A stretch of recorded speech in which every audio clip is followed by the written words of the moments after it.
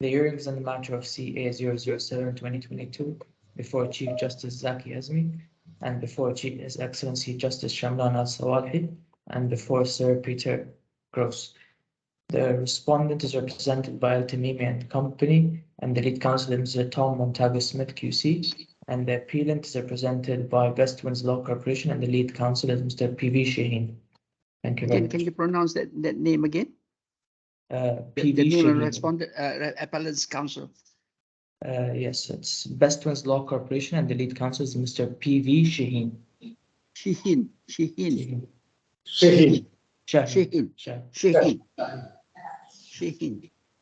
I'm sorry, I had to learn how to. I don't want to mention people's name. Mention people's name wrongly. Okay, thank you very much.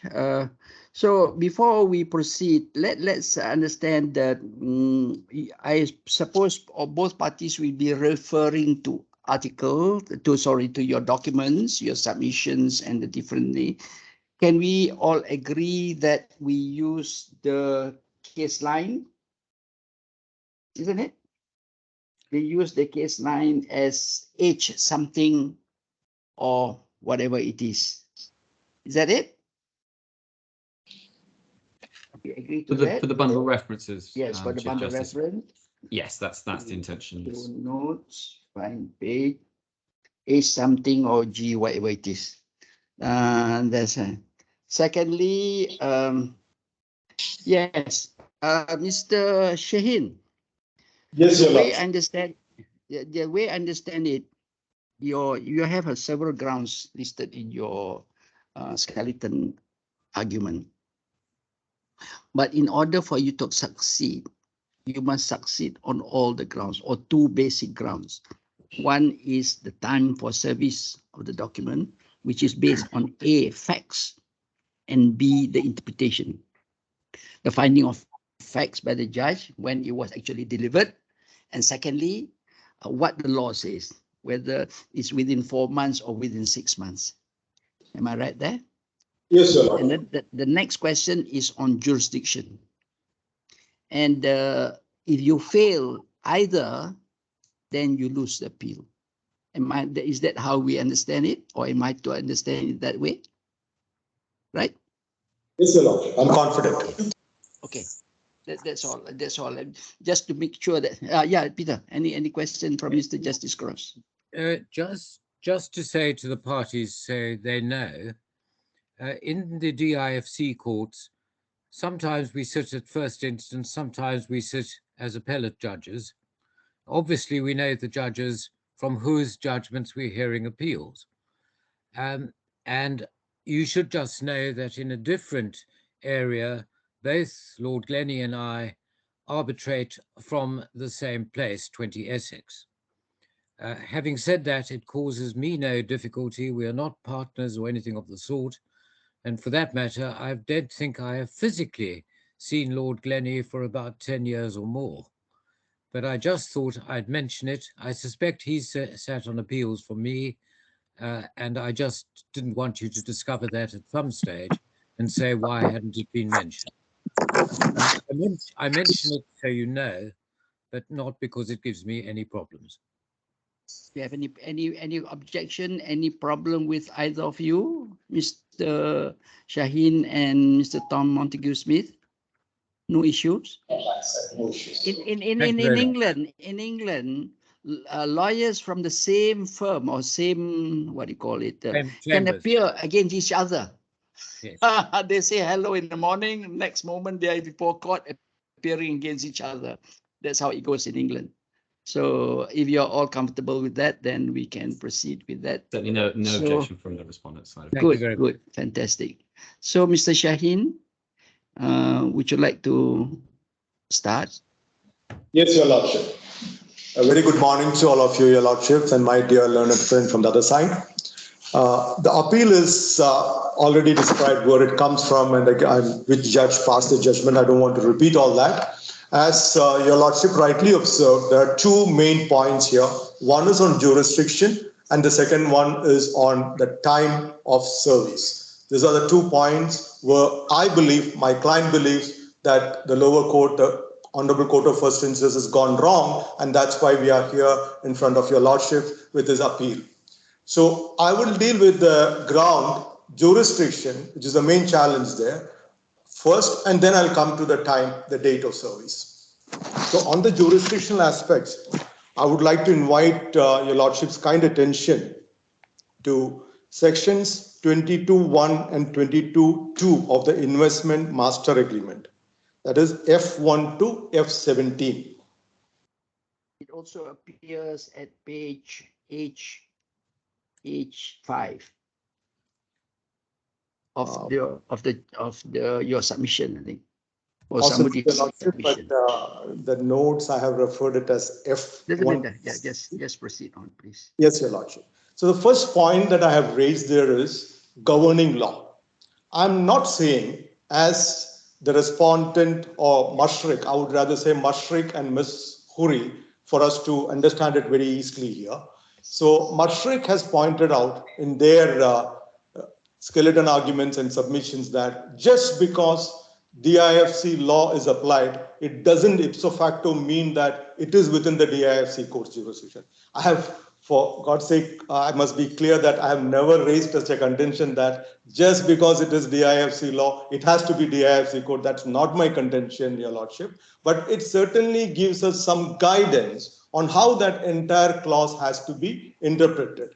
And this is the most appropriate forum, which is competent enough to understand, appreciate, and implement the DIFC laws, is my humble submission there. And there is no dispute on what is the governing law. So I'll just simply read that portion, clause 22.1.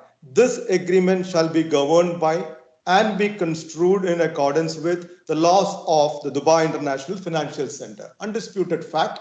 So I'm not saying that, again, I'm repeating, as Mashreq tried to portray, I never said that just because that clause is there, this court has to exercise jurisdiction. That's not my argument, but this court is the most competent court, the fit court to exercise jurisdiction and decide this case, is my humble submission. And this governing law provision should be looked into, and that should guide the rest of the clauses of the jurisdiction and applicable law clauses.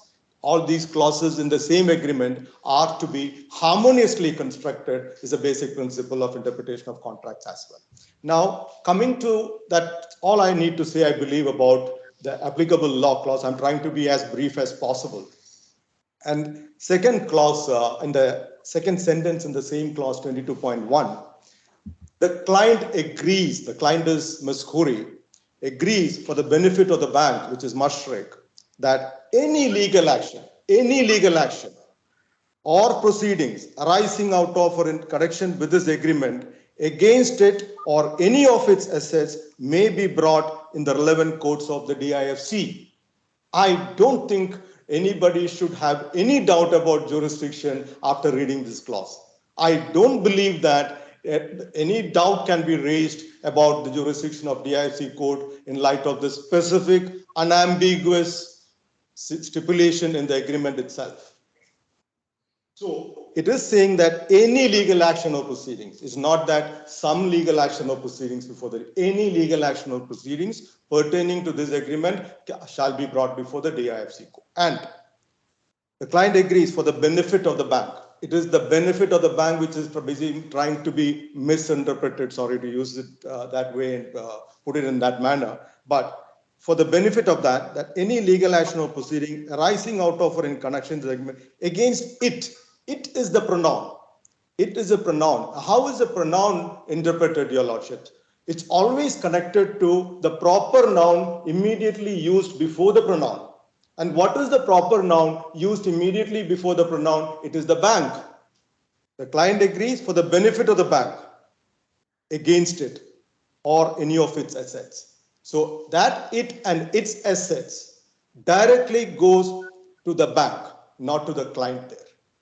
So this is my humble submission. And I had also mentioned it cannot be a human being, Ms. Khoury, but I'm not on that. I'm not pressing on that. There are several interpretations given that it can also mean a human being. I'm not on that. But it being a pronoun, to understand its proper meaning, is always understood in the context of the proper noun used immediately before that. This is a general rule of English grammar. I don't have to produce any authority for that. So 22.1, I am again just saying here that the applicable law is DIFC law. So the most competent court to exercise jurisdiction and decide this court is definitely DIFC law, undisputed.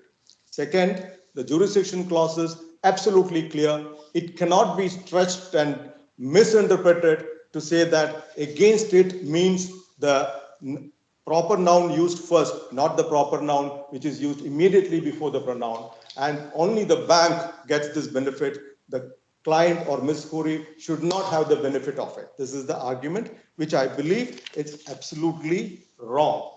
And clause 22.2, which is the next clause, which reads, the client irrevocably and unconditionally submits to the jurisdiction of the relevant courts of DIFC. What more is required, Your Lordships? Irrevocably and unconditionally submits to the jurisdiction of DIFC courts. Can it be a one-way traffic? Is it only for the bank to sue me that I am submitting before the DIFC court? Even when I exercise my rights to file a case, that irrevocable and unconditional submission binds me, definitely binds me. Even when we purchase goods from a shop, sometimes the invoice will say submitted or subject to the jurisdiction of this court. Does it mean that only when the shop sues me, it is this jurisdiction and I can go anywhere else? Definitely not, Your Lordship. It is actually to bind the customer that irrevocable and unconditional submission is sought from the customer, or here the client, which is Ms. Khoury.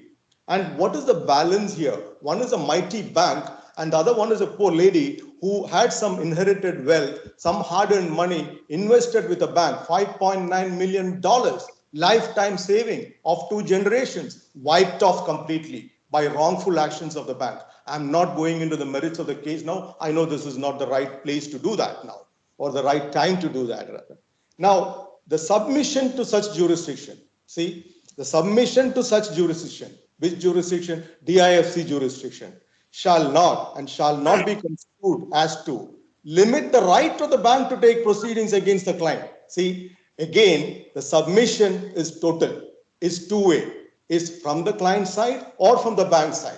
That is why a clarification is required and it is coming there. Okay, that is why the argument, this jurisdiction clause is asymmetric. I tend to admit that it is asymmetric. It is not very well balanced. It's not symmetric. It's not equally giving rights to both parties, because bank alone is taking a privilege. The reason the statement is the submission to such jurisdiction. Can I continue, Your Lordship? Yes. Somebody is. Yeah, I thought Your Lordship said something. Okay, go ahead. Please go ahead. Yes, Your Lordship. The submission to such jurisdiction shall not, and within brackets, and shall not be construed as to limit the right of the bank to take proceedings against the client in the courts of any other competent jurisdiction, nor shall the taking of proceedings in any one or more jurisdictions preclude the taking of proceedings in any other jurisdiction, whether concurrently or not. See, this is a privilege given to the bank. The bank has drafted this document. It is not the client. Ms. Khoury did not have any say in drafting this document, and she did not have sight of this document also, despite the fact she signed it. The copy was not given to her. Several requests were made. The copy was not given. Finally, without knowing where to go, she did end up with the Dubai court, and only before the expert were appointed by the Dubai court, the documents were presented by the bank, and that is when she realized I'm before the wrong forum. I'm supposed to go to the DIFC court, and it is DIFC law. Why am I here? So she had submitted an application to withdraw the case, which was allowed initially by the Dubai court. But then the bank did not stop there, went on appeal against that permission to withdraw, and the court reinstated the case. But afterwards, by the time the case was initiated before the Honorable DIFC court, and there was a application submitted under Decree 19 before the Joint Judicial Committee, and the Dubai court rightly stayed the matter there. They are not proceeding. What's the situation of the JJC now, the matter at the JJC? The application is submitted. Nothing happened after that, Your Lordship. Okay, the other one that's bothering me is Yes, that whatever we make, whatever decision we make on this particular issue of jurisdiction, it will still go up to JJC, isn't it? It can, because application is already. And JJC will then decide whether, by the interpretation of 22, your client can come to the DIFC courts or not. Yes, Your Lordship. Very much possible. Or she must go to Dubai. If at all the decision is against me from both sides. So, no, just matter of time and costs of you coming here, and the matter still has to go up to the JJC.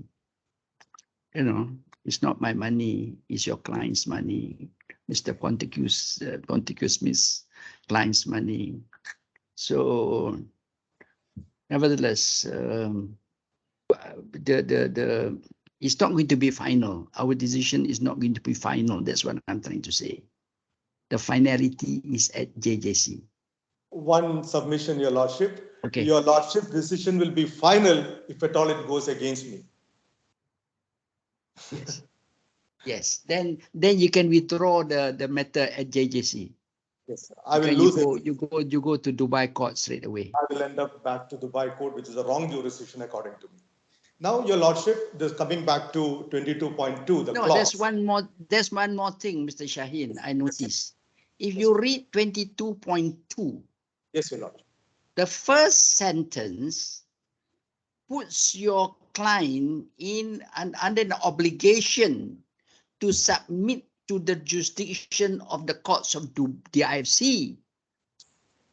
But when it comes to other courts, there's no specific submission to this jurisdiction. Very peculiar way of drafting, isn't it? Thanks. Apart from being one-sided, it's a very peculiar way of drafting. I must go to the IFC, I submit to the IFC, full stop.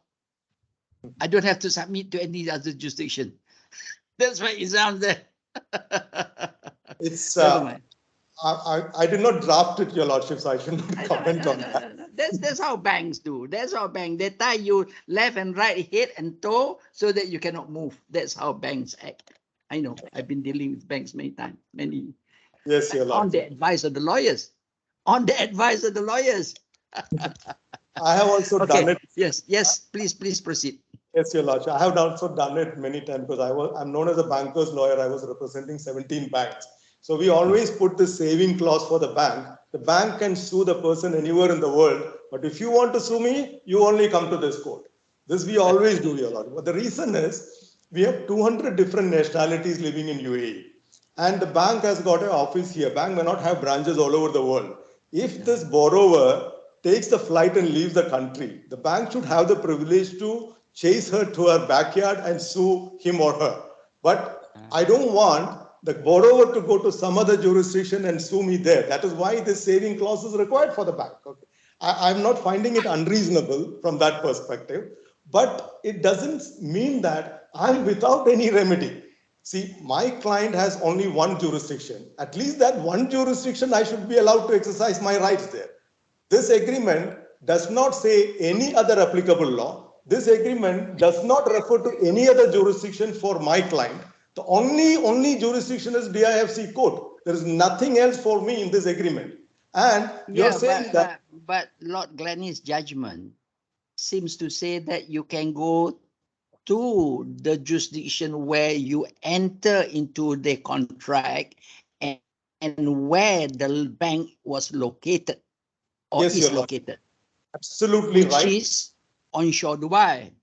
Absolutely right. And I'm not challenging that. I can go to Dubai court by operation of law. But by the agreement, what I have done is I have submitted myself to the jurisdiction of DIFC court.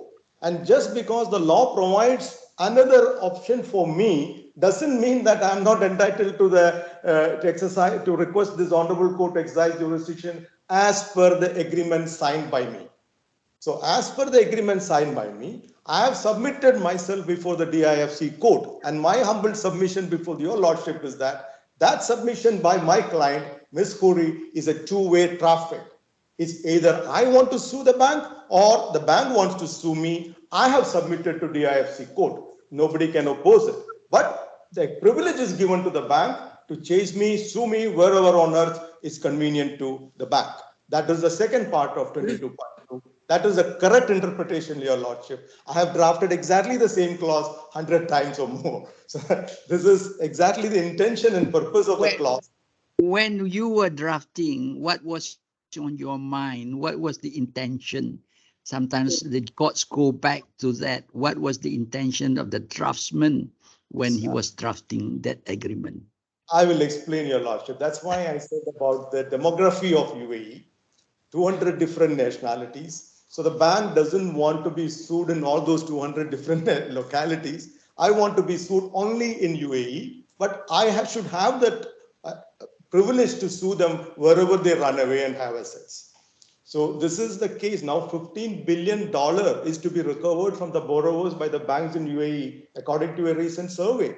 Despite judgment. But following your argument, yes, Your Lordship.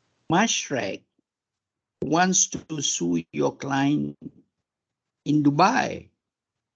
That is where the contract was entered into. I mean, it's just coming. I mean, it's just a thought in my mind. My way of dealing is, I always put to the parties what's going in my mind. You then tell me I'm wrong. Yes, Your Lordship. No, Your Lordship is absolutely right. Not because it is Your Lordship saying, because Your Lordship is right. Okay. Why I'm saying this is Mashreq can sue me in Dubai court, but Mashreq has not sued me.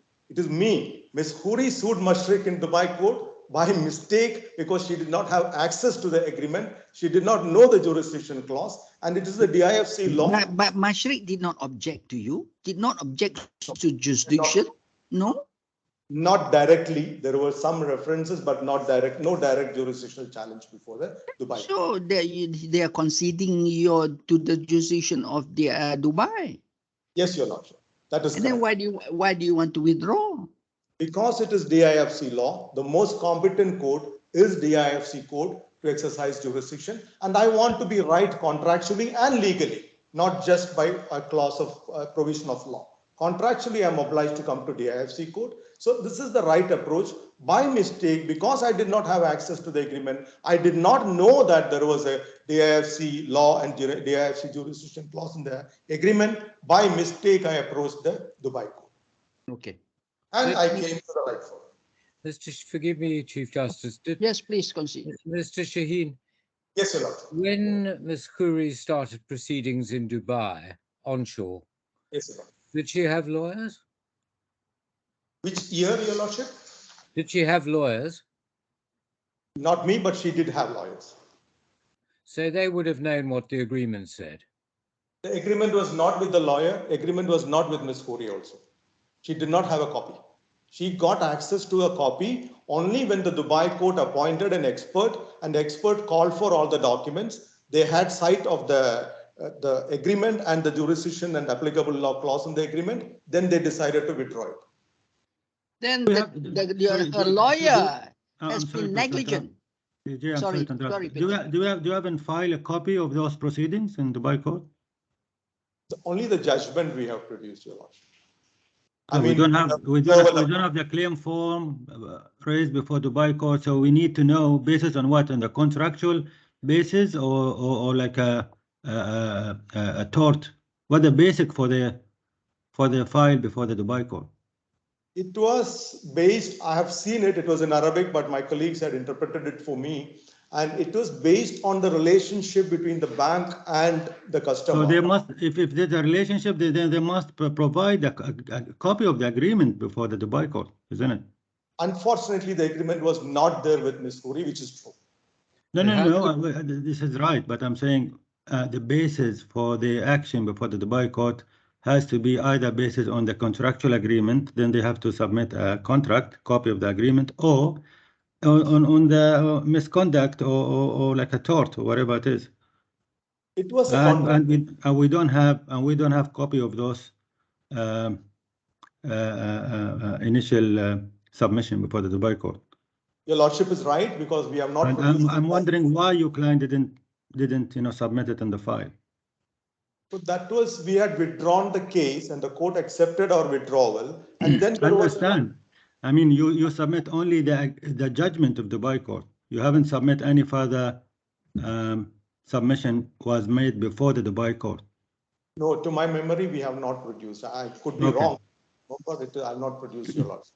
All And right. we did not believe that, even in my wildest dreams, I had never expected a jurisdictional challenge in this particular case. Because to me, Article 22 of the investment agreement was so crystal clear, irrevocable and unconditional submission to the DIFC court. That's how I took it.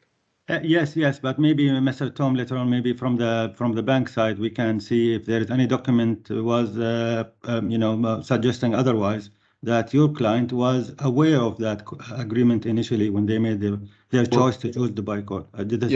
Your Excellency directs the question to me. What I would say is that everything that you have heard on the facts is simply submission. There is no evidence to support the submissions that are being made that Ms. Khoury was unaware of these documents. There is absolutely nothing. So my letter friend is simply giving you evidence, and it's right. I'm sorry. I don't want to take any time from the council. Sorry it's not my attention. Sorry for interrupting. It was a very good, helpful point, Your Lordship. What I said is, Ms. Khoury did not have a copy of the agreement at the time of submitting the case to the Dubai court. It's a negative statement. A negative cannot be proved. I have not seen somebody. How will I prove that I have not seen somebody? If the other person is saying that I have seen him, he has to bring some evidence and prove it. Disprove me. My submission is a negative submission, Your Lordship. I'm unable to prove a negative statement. Mr. Shaheen, if you're right on the clause, it doesn't matter. And if you're wrong on the clause, it doesn't matter. So it doesn't matter what your views are about that. I didn't get the point, Your Lordship. I heard, but I couldn't. Well, the point is we're interested in the construction of the clause. If you're right that the clause means what you say, clause 22, then whatever happened, whatever was in the client's mind before going to the Dubai court doesn't matter. But if you're wrong about the construction of clause 22, so you lose, it also doesn't matter. So I think we can forget about your thoughts.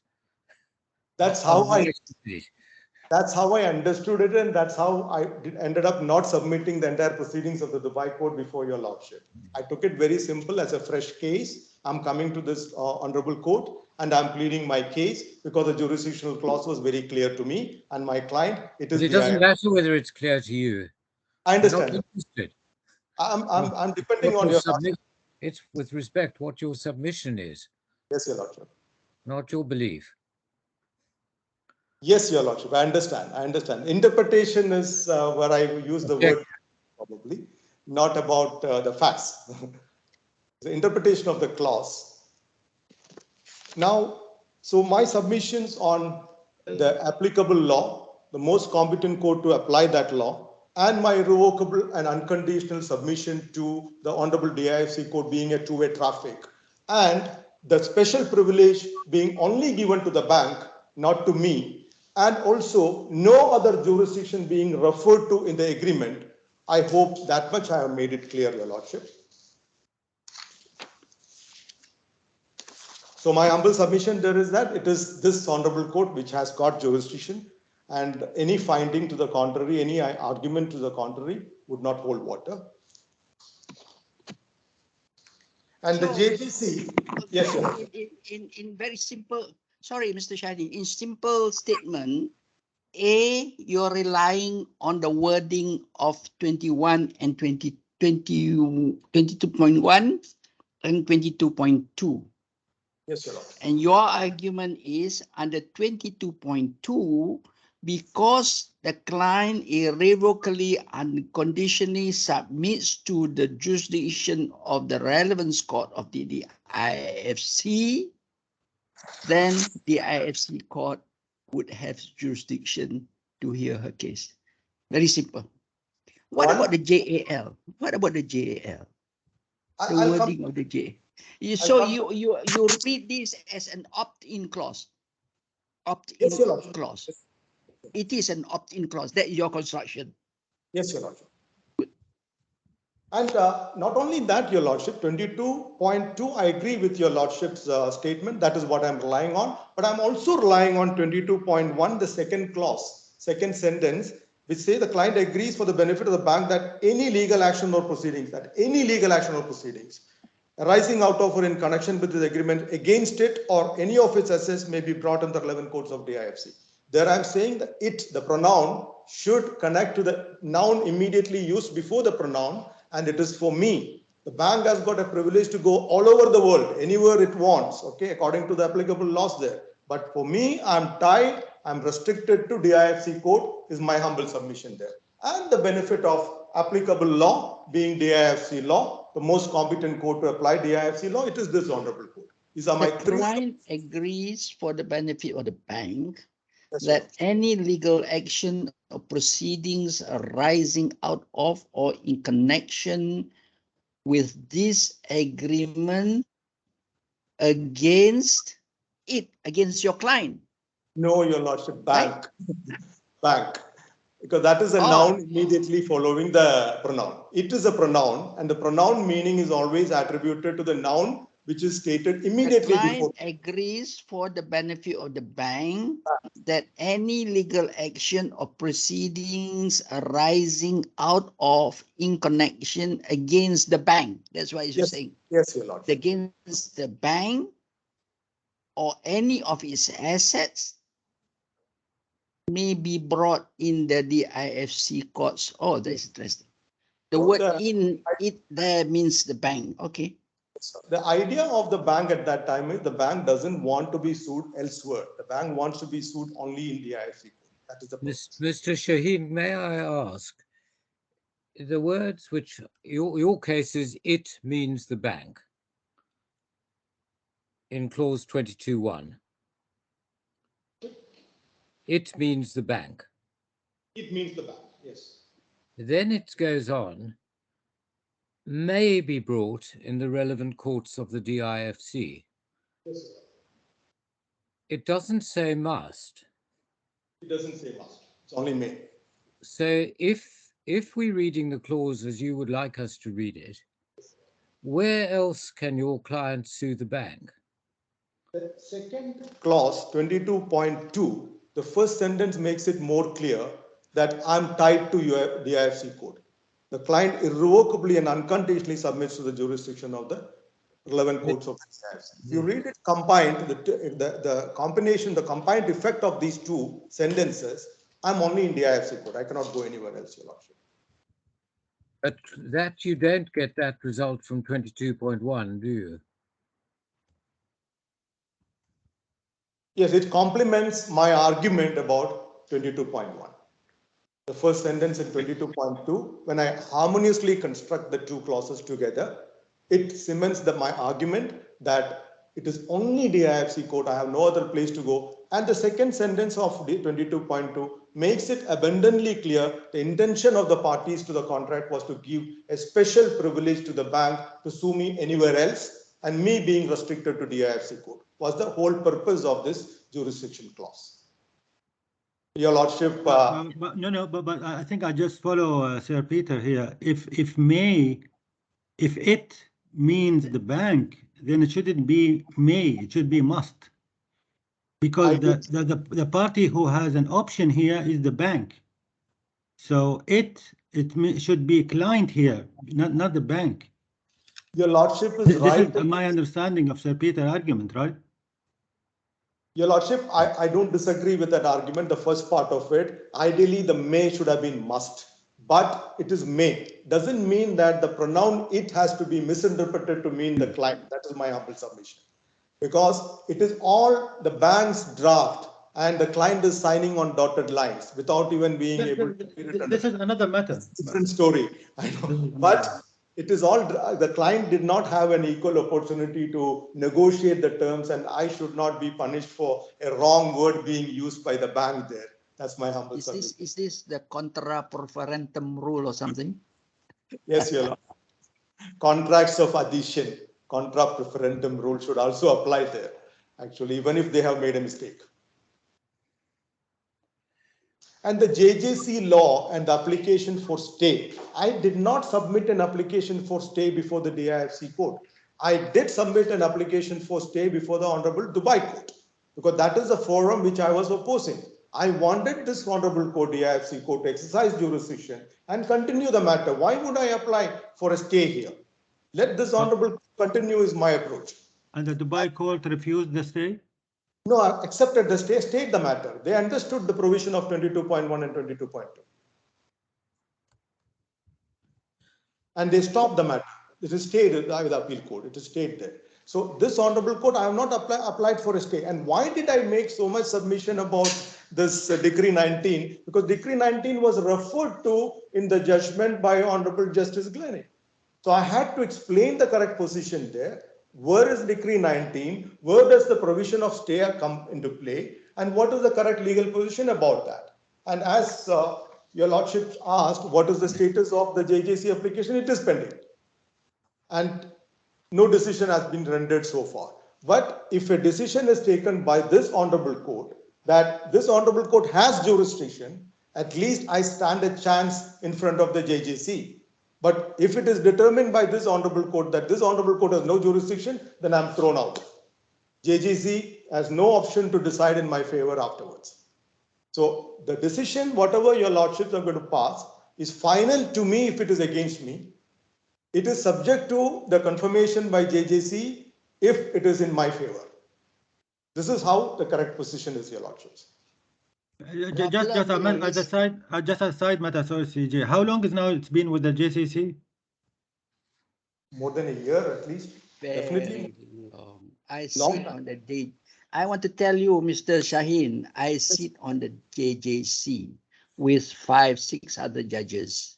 Yes, and they take a long time to decide. It's beyond our control. And your Lordship, I'm not criticizing anybody, but the difficulty the counsel faces with the client, when the client questions us, what happened? Why are you not following up? When is the next date? When can we expect?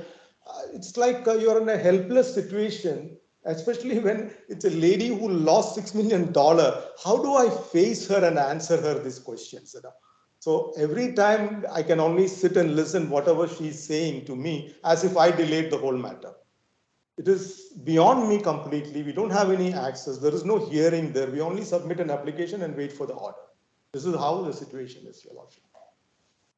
I think you should write to JJC, send a reminder. I think you should. No, seriously. Twice or thrice I did it, Your Lordship. Doesn't matter. Do it every month. I won't penalize you. I will not penalize you. I don't know about the other judges. They are afraid also to be too persuasive. I understand. Yes. So that's that part on jurisdiction. You have covered that well. Yes, sir. That's okay.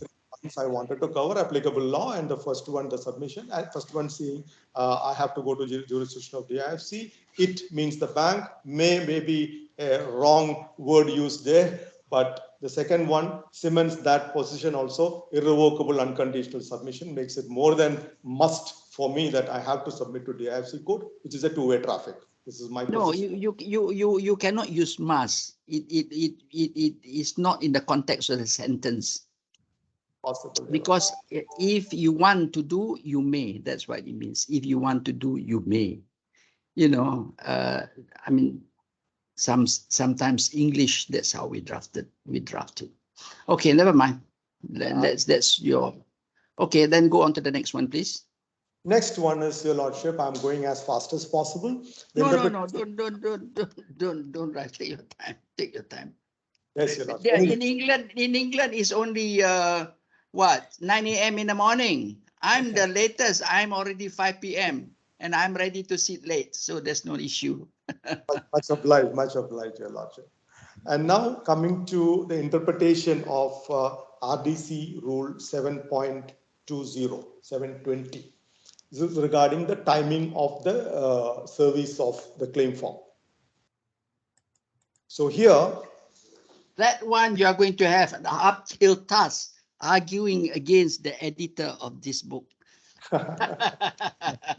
Before even I go to the arguments, Your Lordship, my apologies to the people who drafted those clauses. If at all they have committed a mistake, there is an ambiguity in that clause, an innocent lady should not be punished for the ambiguity they created. This is my humble sense at the beginning. Okay, what is the RDC? What were you mentioning just now?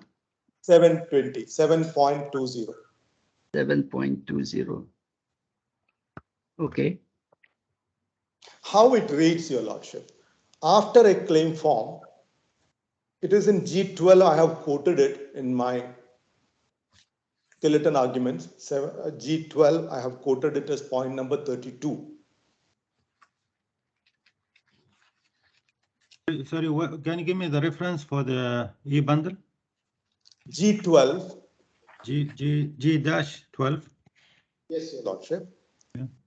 And this is my skeleton arguments before Your Honor. And it is point or paragraph number 32. Yes. I have quoted it there. After a claim form has been issued, it must be served on the defendant by the claimant. 1. Within 4 months after the date of issue, where the claim form is to be served within the DIFC or Dubai. This is the first clause. Second one, 2, subclause 2, within 6 months after the date of issue, where the claim form is to be served out of the DIFC or Dubai. This is what is stated. My learned friend's argument before the Honorable Court was that the or has to be read as and it has to be read conjunctively to give different meaning to the two clauses. Otherwise, it could mean one and the same. But are we sitting here to amend a legislation? It is the legislation which reads like that. Even if there is a mistake in drafting, an innocent lady who only made a mistake of entrusting $6 million life saving to a bank should not be punished for that. So here it is very clear, if it is outside of DIFC or if it is outside of Dubai, either way, the time allowed is 6 months. If I read clause 720 subclause 2 standalone, that sentence exactly means that. Whether the defendant's place is outside DIFC or outside Dubai, either way, it can be submitted within 6 months. This is a plain reading, simple grammatical interpretation of the legislative provision. And that's exactly what interpretation of statute demand from us also. Of course, the intention of the legislation has to be looked into. And there are several provisions in the same law, Article 9.63, 9.64, 9.65 subclause 2, 11.61, 39.9, 45.29.3, all this were and is used.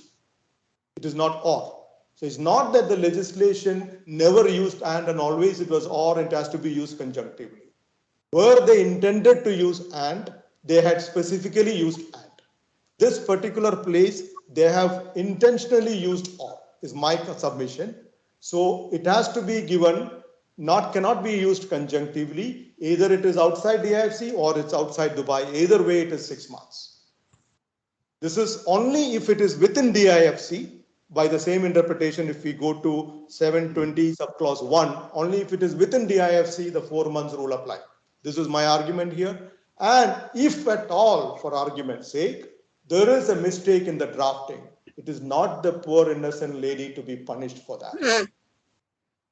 Now, coming to the substituting the word or with and, I believe it is beyond anybody's capacity here to amend the legislation, and it is not the right way to interpret a statute by substituting words with other words which is suiting our convenience. That's not the way to read a legislation. That's not the way to interpret a statute, and I totally disagree with that approach. Or has to be read as or. But no. What it means is within the IFC or within Dubai. If you serve within the IFC or within Dubai, it is 4 months. If you serve outside the IFC, what you're contributing is outside the IFC may mean within Dubai. That's what you're saying. Yes, your Lord. Outside the Dubai is outside the IFC.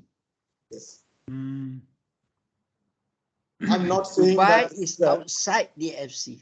yes, your lordship, but if it is within Dubai, still outside the IFC, it is 6 months. And I'm not saying again, I did not draft it, so I cannot own it 100%, just like the bank's agreement. This is a statute. If somebody has made a mistake, with apologies to the legislator, I cannot be punished. An innocent lady cannot be punished for that. We are following the law in letter and spirit. But you must remember, you go back into history Yes, when Lord. this was drafted many, many years ago. You remember the IFC is a new creation, a new geographical, fictional creation. When we talk about Dubai previously, the IFC is part of Dubai. In fact, it's still a contention now whether the IFC is part of Dubai. The interpretation of Dubai law includes the IFC law. Because geographically, the IFC is within that small area. So to distinguish between the IFC and Dubai without the IFC, that's why he mentions the IFC and Dubai without the IFC. I mean, that was the draftsman, Sir Anthony Evans, when he drafted that many, many years ago. Very much possible, Your Lordship. I agree with it. That is possible. Never mind, we will consider your submission. We will decide. It's a very good argument, very, very good, ingenious argument. And Your Lordship, should we not apply the same mentality when we are interpreting two different clauses under the same subclauses under the same clause? Suppose I have to interpret within the DIFC or Dubai, how I interpret the or there and how I should apply the same mindset when I'm interpreting out of the DIFC or Dubai also. Where I have difficulty, Mr. Shaheen, without taking up much of your time, Is Your Lordship. is under clause 1, the time is 4 months. Yes, Your Lordship. For the service of these proceedings. Under clause 2, if you're right, it's 6 months. Yes, Your Lordship. Well, that's where I have difficulty. I understand, Your Lordship. Why two different times for same zone, same activity? This is a difficult position. That's why I said it's not a perfect drafting. But who has to be punished for the wrongful drafting is my question one. Second thing is, Your Lordship, the confusion that existed, I didn't want to go in it, but His Lordship has already mentioned that what was the situation when this law was drafted. Nobody had a clear-cut boundary between the IFC and Dubai. That was the real situation. So it was difficult to precisely say at this line DIFC ends and from here Dubai starts, and from where Dubai ends only DIFC starts. It is still a kind of mystery which we are unable to resolve, and that is why even this JGC has a lot of problems here. Well, for me, is it more clear if you want to serve within DIFC or within Dubai, you got 4 months. If you want to serve it on Sharjah or Abu Dhabi or Saudi Arabia, wherever, you got 6 months. But Your Lordship, if we have to give that meaning, with all due respect, Your Lordship, I'm just following the wording here in 7.20. Yeah, subclause 2, when you One say and two. out of the DIFC or Dubai, so if Yeah. it is outside of DIFC also, it is 6 months. Otherwise, Your Lordship, it should have been outside DIFC and Dubai. Then Sharjah is the correct interpretation. Sharjah 6 months, Dubai. DIFC or Dubai came as a package in both subcontract. So Yes, DIFC or Dubai, so they treat Dubai for the sake of the period of time, DIFC as Dubai in terms of the period. So they don't see a DIFC physically something totally outside Dubai. So it's a DIFC or Dubai, you get 4 months. If you want to serve it outside DIFC or Dubai, you've got 6 months. So I don't see that much of a problem with that. It is, if you want to serve it outside Dubai, you have to do it within 6 months. then the wordings DIFC or was not required there, Your Lordship. All that they should have stated is claim form is to be served out of Dubai. That was enough. But No. The legislator, they're repeating the same structure of the 2.7.201. Same structure. They use the DIFC or Dubai in the first rule, then they repeat it again for the second rule. It's just a matter of structure. But for myself, I'm speaking for myself. If you want to serve it within the IFC or Dubai, because DIFC it's within Dubai geographically, so you've got 4 months. If you want to do it outside DIFC or Dubai, they repeat it again. That's fine. But the meaning is, if you want to do it outside the Dubai geographic, where the DIFC as well within Dubai. If you want to serve it in Sharjah or Abu Dhabi, as I said, or somewhere else, you've got 6 months. For me, it's clear. I don't know. I'm speaking for myself. For me, with all due respect, Your Lordship. I understand. But for me, it's very clear. I humbly request. There is a purpose for that. If you want to do it outside Dubai totally, of course you need more time than if you want to do it within Dubai or DIFC. It's very logical. Yes, Your Lordship, with all due respect, and I humbly request that please allow me to defer, because if it has to be a package, Your Lordship, the word should be and in between to connect the two.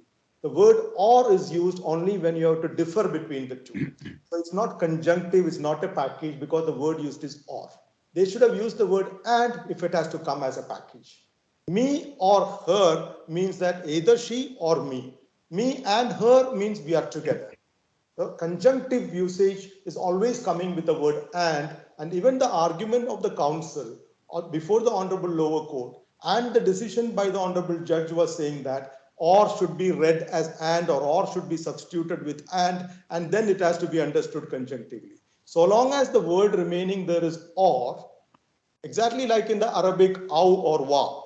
So it is the same thing, or is differentiating and is joining. So here it is differentiating between the two, considering DIFC as one and Dubai as another. So if it is either outside DIFC or outside Dubai, it is 6 months. So if it's outside DIFC also, it is 6 months. This is my understanding, Your Lordship. My humble submission is that. Now, and I have also pointed out in the same page, point number 34, that and is used wherever the legislation actually intended to use it conjunctively as a package together. The word used was and. There are several articles I have cited. It's not that they did not want to use the word or. So it is always, whenever they intended and, it is clearly used. Where or is used, or has to be understood as or. It cannot be, we cannot misinterpret or we cannot substitute the or with an and, is my humble submission before Your Lordships. And the cases cited, it's all regarding that is coming in the next one. I will take it up separately, the cases, and I will give my interpretation why the cases submitted by learned for the opposite side, Mashreq, are not applicable, how I distinguish, why it is different, the facts and circumstances of those cases. Now, one other point which is raised is on which date this was submitted. And when that was being considered, there is a deemed service coming into play. The deemed service and the business days in DIFC, Saturdays and Fridays not being normal business days where the DIFC code function, all this are applicable within DIFC. Once we come out of DIFC, for service of a notification on somebody who has the domicile outside DIFC within Dubai, if that is the case, we cannot apply the definition of business days there, and the deemed service should not be a fictional understanding which should reign over the actual service, is my submission there. If it is actually submitted on this date and a proof is produced before the Honorable Court, why should we go by the fictional notion of deemed service on the first place? And there are judgments in that favor, and whatever the rules of business day definition, which is DIFC codes functioning, are applicable only in DIFC, not in the mainland Dubai. And when we are submitting, we are serving a notification in mainland Dubai. Unfortunately, I cannot follow the English legislations or the English judgments either, because this is a completely different jurisdiction, mainland Dubai, which is outside the DIFC. That is where I have made my service of this claim form, and the service of claim form was on 28th August. And the delivery note given by the courier service, which is Aramex, clearly says deliver. And that is 28th August. There is another document which is produced by the other side, Mashreq, which has a handwritten something written there, which says 29082. This is what is clear to me, 29082, that's all. And no full stop, no bar, nothing in between, doesn't even look like it is a date written there. And it is to be, we have to use a microscope to see that after 2 there is a 1 within the line. So it's not even written like a date. Somebody has scribbled something. So it's very much possible that there could be a human error. It could have been intentional also. I don't know. I don't have any proof to say that it's intentional forgery. I'm not arguing on that. It is subject to human error. Whereas an electronically generated document, which conclusively proves delivered, is there. And it is in Which front of document is that? delivery note by Aramex. I will give you the Which citation. page, please? One second. Let's just look at it. The document.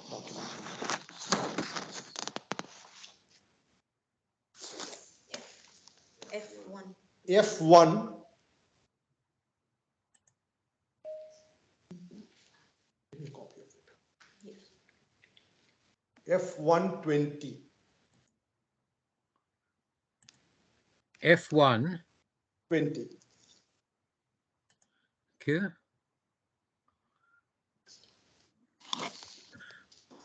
This is where your shipment has been, history. This is electronically generated, completely error-free, is not subject to human interpolation. And it stays 28 August 2021, 9:23 a.m. Aramex, Ramul, United Arab Emirates is the location. And activity is shipment delivered, Michael.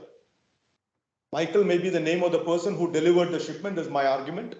That's how I understand. And again, I'm not Aramex. This is the document I received, which confirms that it is delivered. Where your shipment has But been, Mr. Shaheen, isn't it for you to prove that it was delivered Yes, Your before Lordship. 29? Yes, Your Lordship.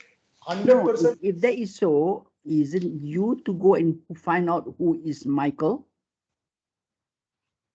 Beyond me, Your Lordship. Go to Aramex, who is Michael? Aramex will tell you who Michael is. And then you call Michael. When did you sign this? Possible, Your Lordship. Definitely, if I Your previous counsel may have, Okay, never mind. No, it is me. I take the full responsibility. Okay. I was handling them at the time when form was delivered.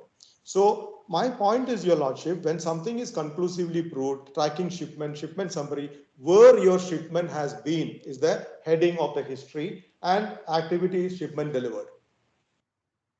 So this is where I stand. The shipment is delivered on 28 August 2021 is conclusively proven.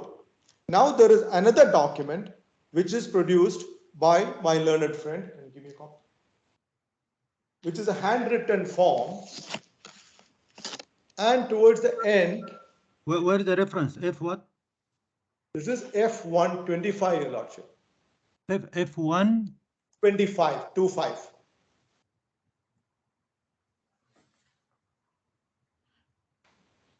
F.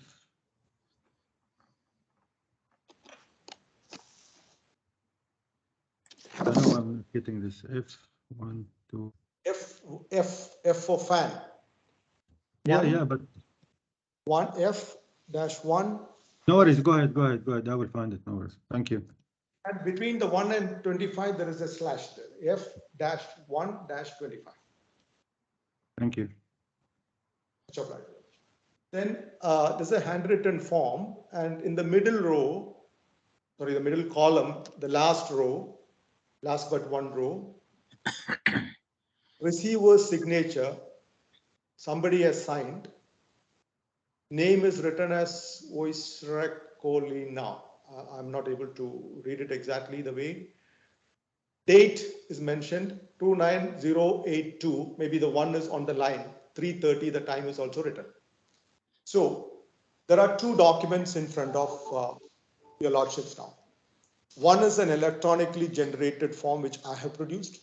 Other one is a manuscript handwritten form produced by the other side. Which is error-free is my question. And my humble answer is the first one, which is an electronically generated document. That was served, given to me, and I'm guided by that by a reputed courier service, not an ordinary one, Aramex, saying that it is delivered. This is the information I'm being given. And Saturday is a business day for banks in UAE. All of us know that they function on Saturday. Banks are open for business on Saturdays. It's only on Friday they close. They're not on full strength, but all the branches are open on Saturdays.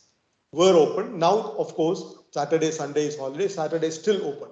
Earlier, now Friday is open and Saturday is open for business. We get messages. Only Sunday is closed. So it was delivered on Saturday, 28th August. It's evidence before your lordships. Shipment delivered by Aramex. It is there. So even assuming without admitting that it is 4 months for whatever reason, like your lordship, one of your lordships interpreted the clause, I have still fulfilled my obligation. It is served on Saturday, the 28th, and everyone agrees that that is the date for submission. So that way also, I have fulfilled my obligation. And my humble submission is that deemed service, that's a second business day from the date of posting, even that, if Saturday is a working day, that is the second working day, and it should be taken into consideration. And the interpretation given to that business day, because in DIFC, the interpretation is whenever the DIFC code function, that doesn't apply to the mainland Dubai, and all these judgments regarding deemed service from UK, it doesn't apply at all, no relevance in mainland Dubai where the service is effected. So my humble submission there is, I've tried my best to convince your lordships that according to the proper interpretation, with the word or in between, I have 6 months.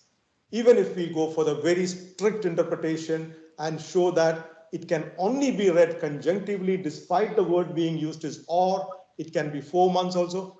I have done my duty. I have served the notification of the claim form on Mashreq on 28th August. I have produced a document before your lordship. This is to the best of my ability, what best I could do in this given context. Now, your lordships. Before you proceed, Mr. Shaheen. Yes, your lordship. Should we interfere or change with the decision of finding of facts by the court of first instance? This, whether it's 28th or 29th, is a finding of fact. Should we, as appellate court, interfere with that?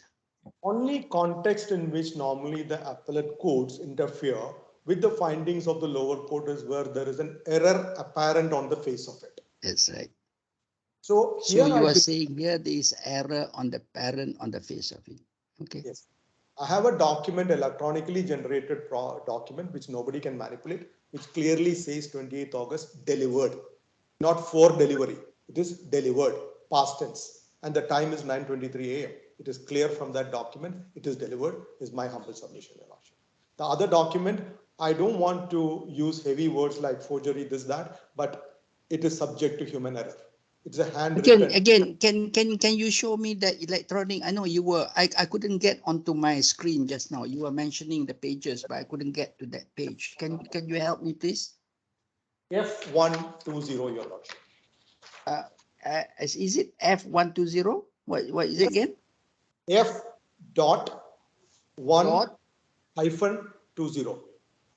Dot hyphen or dot, what is it? F full stop 1, then a hyphen 20. Ah, I see. Okay. Okay, got it. This is the electronic shipment delivered, Michael. Yes, Your Lordship. And now, Your Lordship. That is on the 23rd, 28th of August and 9:23. Yes, Your Lordship. Your Lordship may go through the sequence from the bottom to top. That's how it is. On 26 August 2021, 6:05 p.m., shipment collected from shipper. 26 August 2021, 6:55 p.m., shipment received at Aramex origin sorting facility. 27 August 2021, 4:27 a.m., shipment arrived at Aramex destination facility, will be updated once ready for collection delivery. 28 August 2021, 8:01 a.m., shipment is out for delivery. Shipment is out for delivery. 28 August 2021, 9:23 a.m., shipment delivered. And this is common ground that this particular record is regarding that your claim form. Yes, Your There's no Lordship. dispute. No dispute. Huh? It's a common ground. Okay. Yes, Your Lordship. So the and your last date of service is midnight of the 28th. Is that it? Yes. Yes, Your Lordship. Midnight of the 28th. Yes, Your Lordship. So this is to you error clearly on the face of the record, and therefore we can interfere. We can change the midnight of the 28th. Error has to be rectified, Your Lordship. Okay, this is against. Go back to that receipt again. Sorry, you were going just now. I couldn't get to that receipt. Forgive me, judges. Okay, No. go back to that.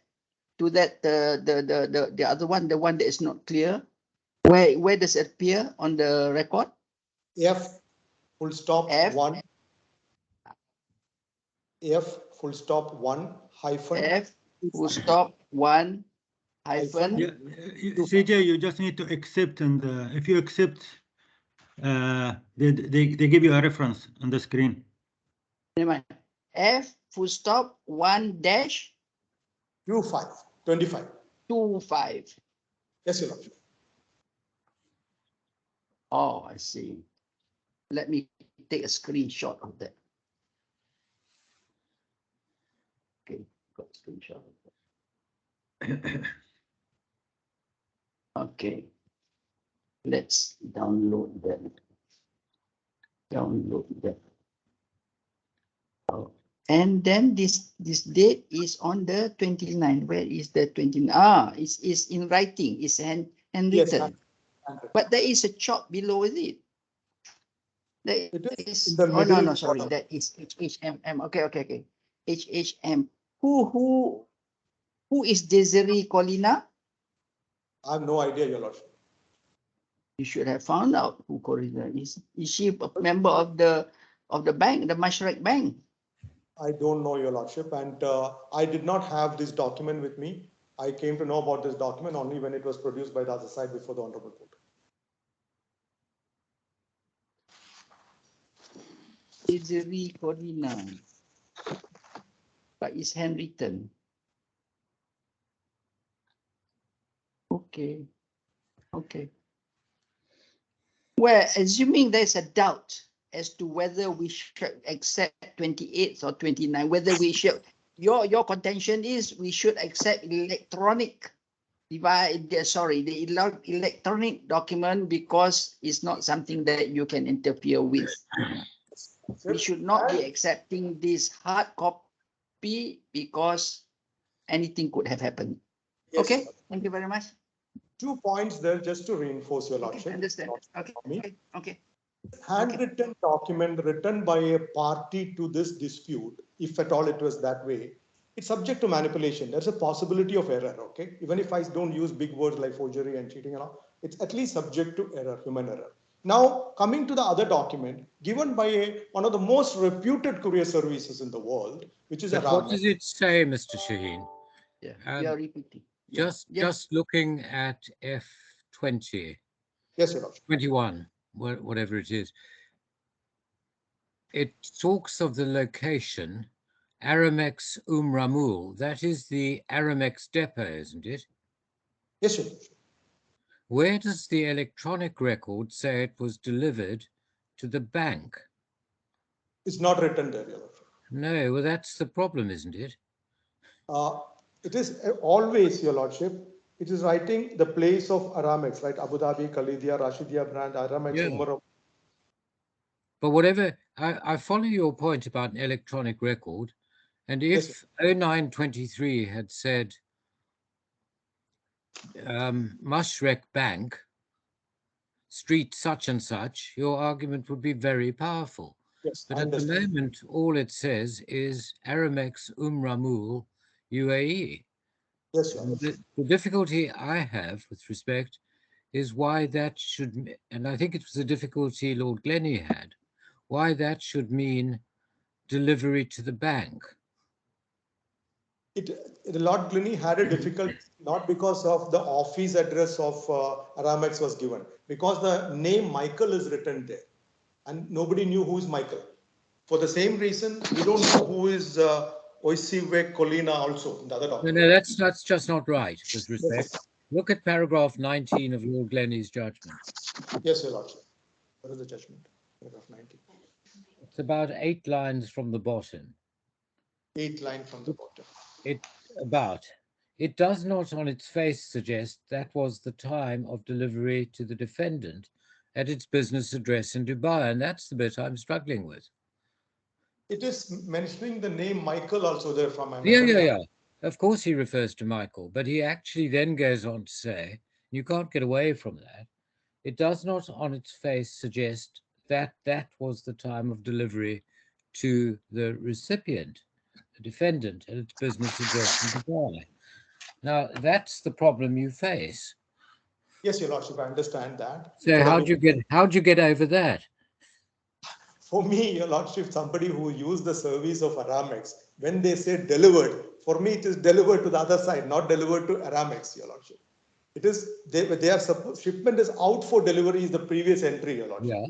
Shipment is out for delivery. Out for delivery to whom? To Michael or to Aramex other office? No, Your Lordship. It is definitely know. to the addressee. So they said delivered, and for me, my job ended there. Following the history or tracing my shipment, it's out for delivery. It is delivered. I say in Arabic, Alhamdulillah, it's done. That's where I stopped. So to me, that conclusively proves that it was delivered is my humble submission, Your Lordship. Thank you. Like we say, there is no perfect case, there is no perfect argument also. So every word, there will be some little things here and there because we were not controlling Aramic's entries also here, like we said about the legislation and the contract as well. Yes, Your Lordship? I will accept your contention. I will accept your submission if there is no contrary evidence. Understood, Your Lordship. Yes, that is my problem. I understand, Your Lordship. If this is all that you have, I will accept. Because as Mr. Justice Peter Cross had rightly said, you could have called Aramex and say, what does this mean? Done. Can you confirm what does this mean? And if Aramex say yes, deliver to Mashreq Bank, your home and dry. Yes, Never mind. Don't worry about it. Yeah, okay. Now, coming to that, for my submission is that it was delivered on 28 August.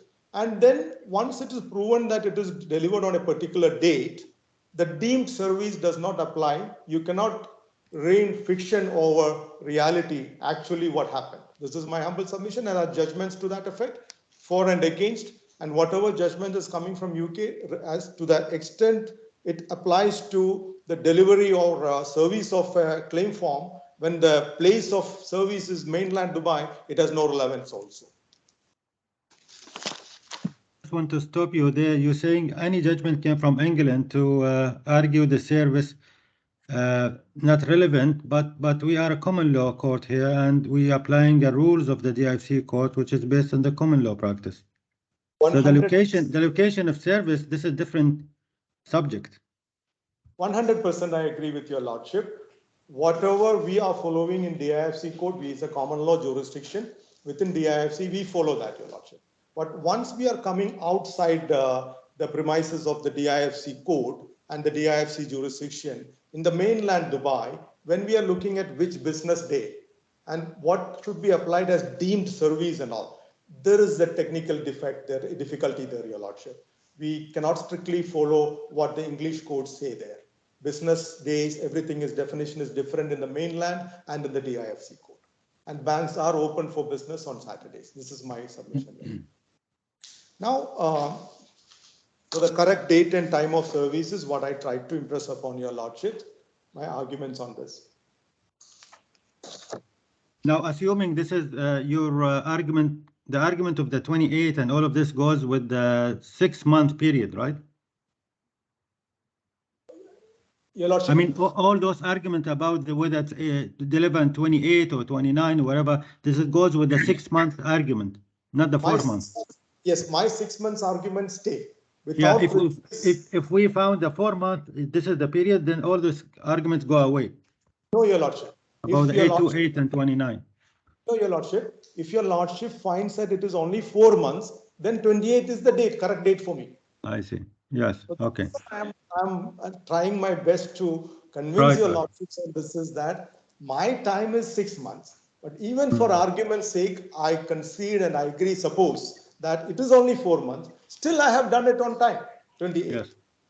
Because I have sent it on, and there are judgments which says that all that a party can do is dispatch by a reputed courier service. When they deliver, I'm not in control. I should not be punished. There are judgments to that effect also. So now, 1 second, your lordship, if I may be allowed a 30 seconds break. She gave me something I just wanted to clarify.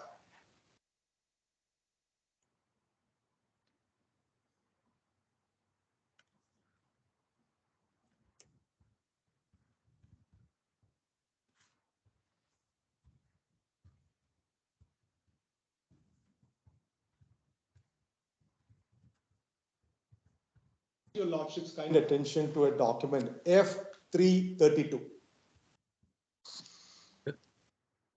F full stop 3-32.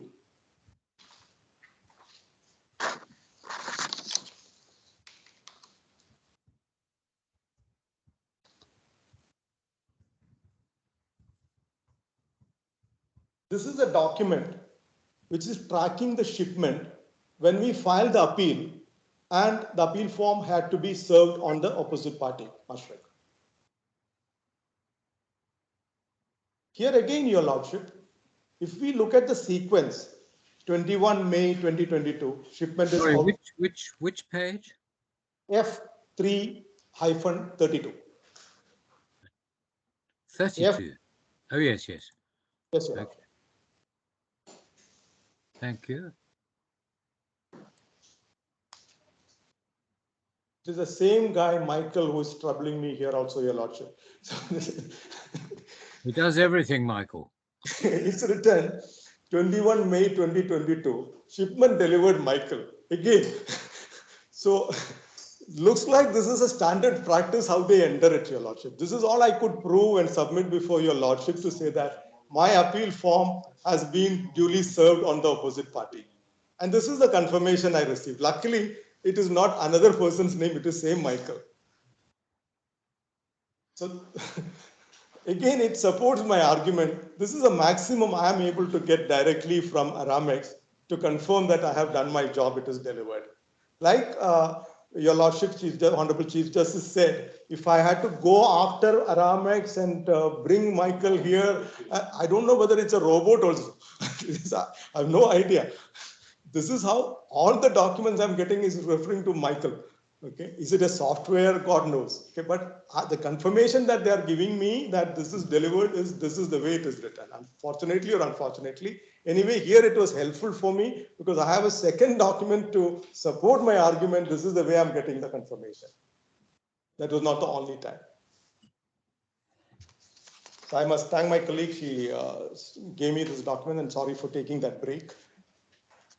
Now, your lordship, when I'm coming to the test of reasonableness, your lordship, first I'll go why an application for extension is not filed before the Honorable Court. My learned friend's argument, Mashreq's argument is that if I have delayed and if I want to condone the delay and get my claim accepted or claim for submission or service of claim form, the delay to be condoned, the court does not have powers by itself. I have to submit an application. Certain rules of RDC were cited. How will I submit an application for condoning the delay when I sincerely, honestly believe that there is no delay? I have documents to prove that it was submitted on time, even if it was 4 months.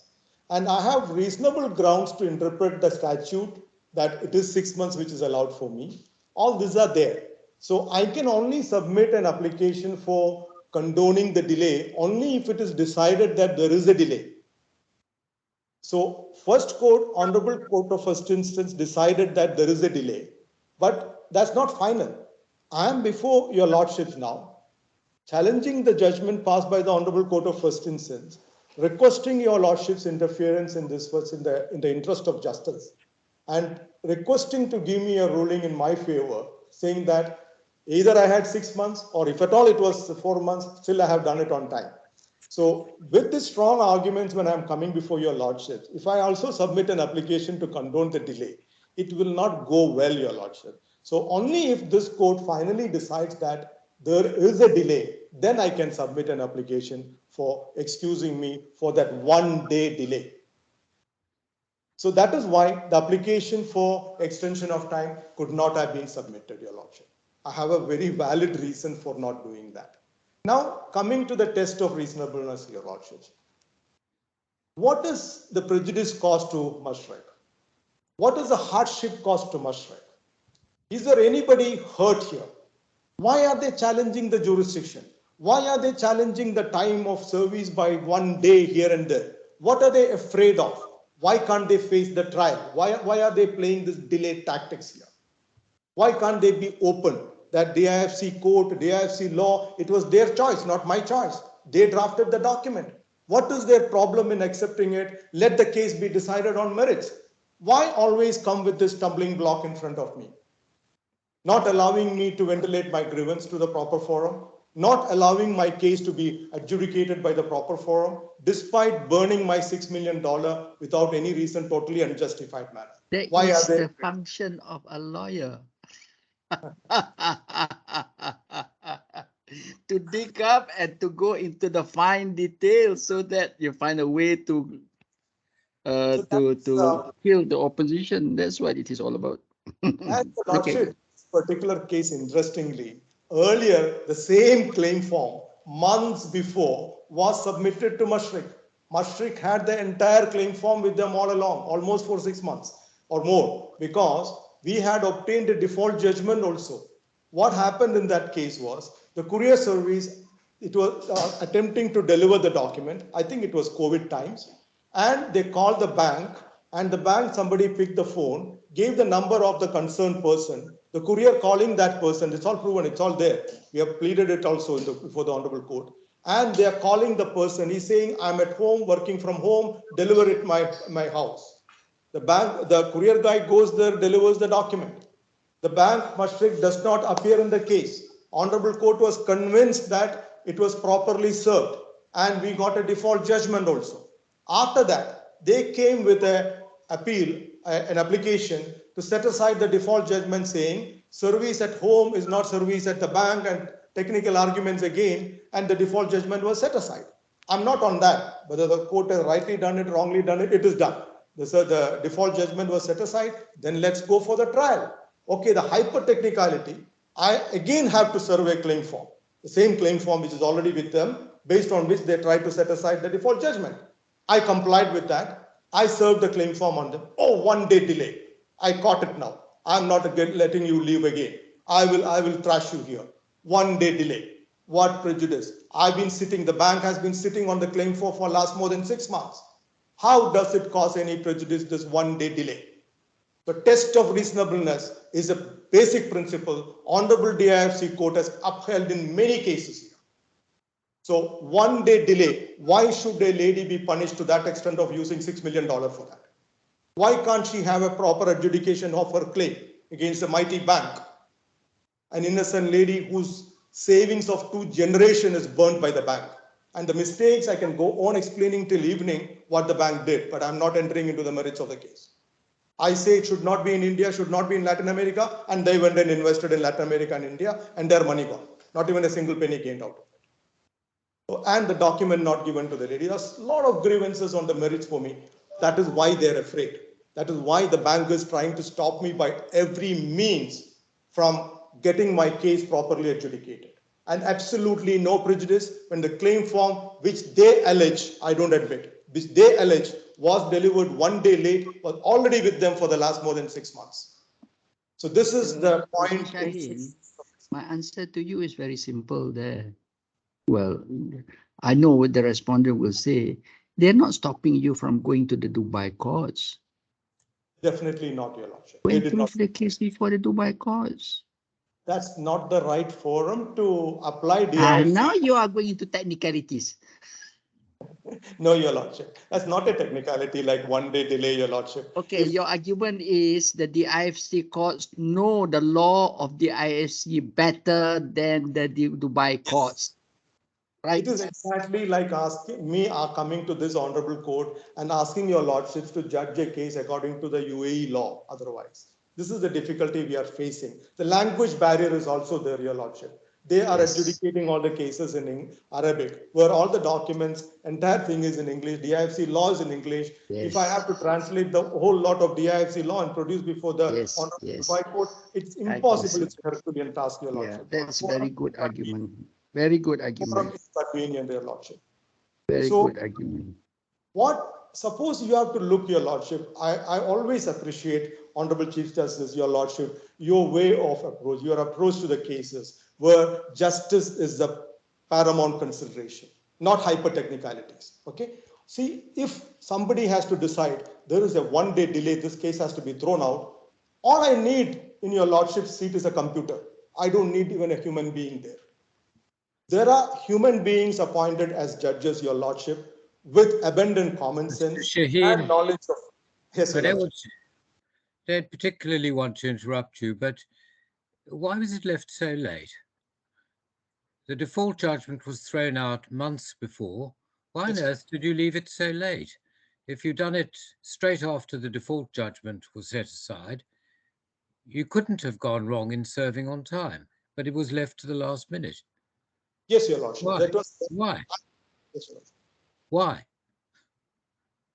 On the belief that there is 6 months. That's all I can explain, your lordship. Well, if you want to take risks like that, fine, but then you can't complain if it goes wrong. And so, Why not do it? Why not do it straight away?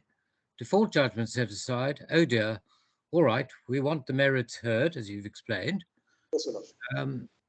We'll serve next week on the bank's headquarters and make jolly sure of it. Then we wouldn't be here. On the service point, at least. Your lordship is absolutely right, your lordship. There was a delay on serving the claim form, but it was on the bona fide belief that it is 6 months. Even if it is 4 months, it was before the expiry of the 4 months, and it was only 1 day delay, if at all. If I accept if we're going into the merits, a relevant part of the merits is the delay for which there is no explanation. On the evidence, I don't think I've got anything which says it was deliberately left lying there because of a belief that you had 6 months. I don't think I've seen any evidence to that effect. At the moment, there is no explanation. Your lordship, if I may ask your request, your lordship, in the most humble way, what is the possible evidence to prove my belief, your lordship? Well, that's a matter for you, but there isn't any. There will not be any. There can never be any, your lordship. Well, there can't be because there isn't any, and it's too late now. There cannot be any, your lordship. It's an understanding of a person. The way the legislation is, it's an understanding of the counsel and the client that it is 6 months. Yeah. It is that's the reason. But luckily, still, the dispatch of the claim form, the notification was still within the 4 months, luckily, and it was given and it was delivered. It is proven by the document given to me by a reputed courier service. It is delivered on 28th. And that's exactly how they gave me the confirmation for this appeal also. Same name, Michael, fortunately. So I have proven that it is done. But the delay is only explained based on a belief, your lordship. I cannot submit any evidence for that. I'm helpless here, Lord. It's exactly like asking me to prove something negative, asking me to prove my belief, your lordship. With all due respect, my humble submission.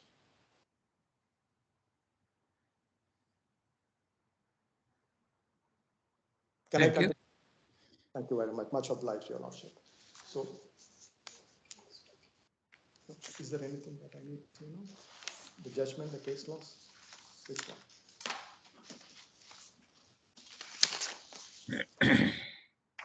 What are case laws? Just looking into the case law submitted. One judgment produced was Goyle versus Credit Suisse. That is the SCT, it's a small claims court judgment, isn't it? By Delvin, not that one? I don't think it is that one, Your Lordship.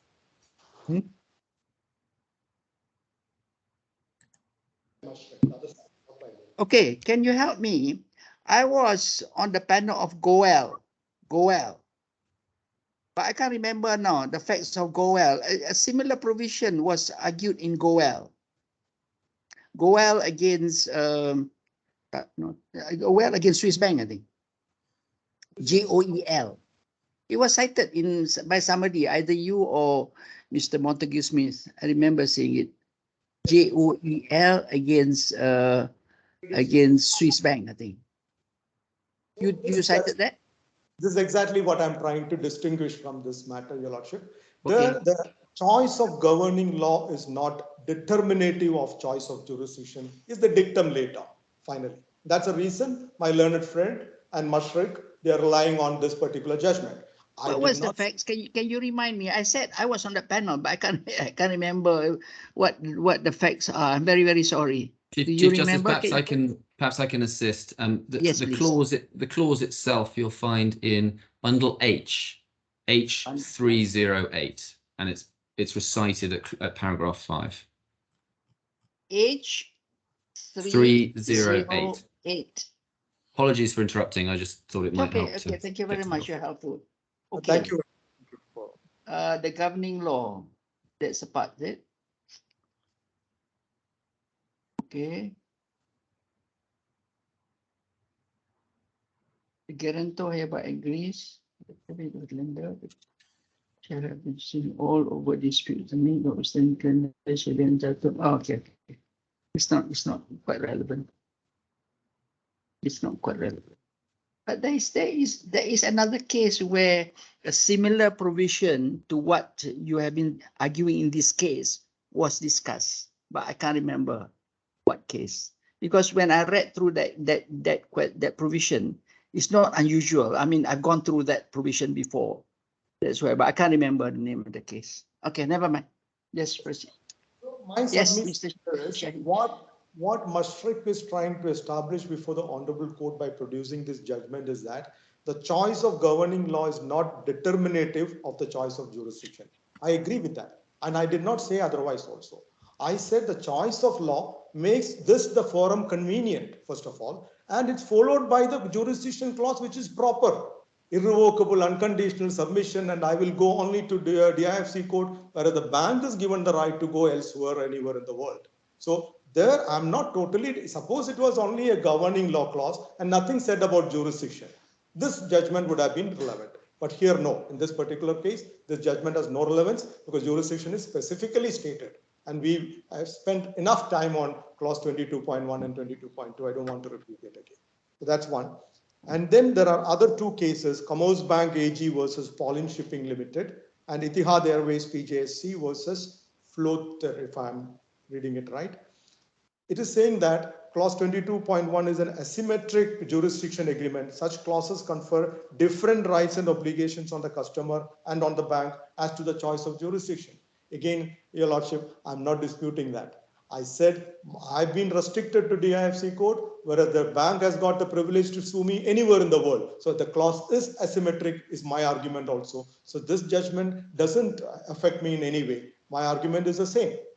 Now, what is produced by Ms. Khoury, I mean, my client, the Lavin versus Lawali case, where this is the opt-in agreement, opt-in clause, which is, I'm sure all of us know what is this judgment, where the parties have agreed in writing that any dispute arising out of or in connection with the agreement is DIFC, it is DIFC court jurisdiction. You can opt in. You don't have to be physically doing business in DIFC in order to invoke the jurisdiction of the DIFC court. So that is, I think, much water has flown under the bridge and everybody is sure about it. I don't have to. Then the other one, Mashreq produced another judgment, which is Credit Suisse versus Emirates Hospital, and then Damak Park Towers Company versus Yusuf Isa.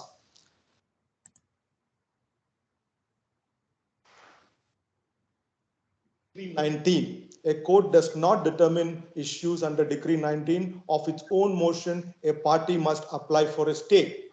I believe I explained before your lordships why I did not apply for a stay, and I don't want these proceedings to be stayed. I want these proceedings to continue as fast as possible and a judgment be delivered in my favor after a fair trial on the merits of the case. This is my attempt, and I've been stopped by one means or other. One way or other, I've been stopped, prevented from getting it done. Why would I apply for a stay? I never asked for a stay. I went into explaining Decree 19 and the JGC role because the Honorable Judge mentioned about Decree 19 and the JGC role. I had to explain it in the appeal. There's no other reason. I've never applied for a stay. So this judgment has no relevance.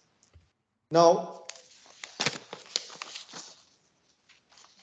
regarding the time of service, Federal Steam Navigation Company versus Department of Trade and Industry produced by Mashreq.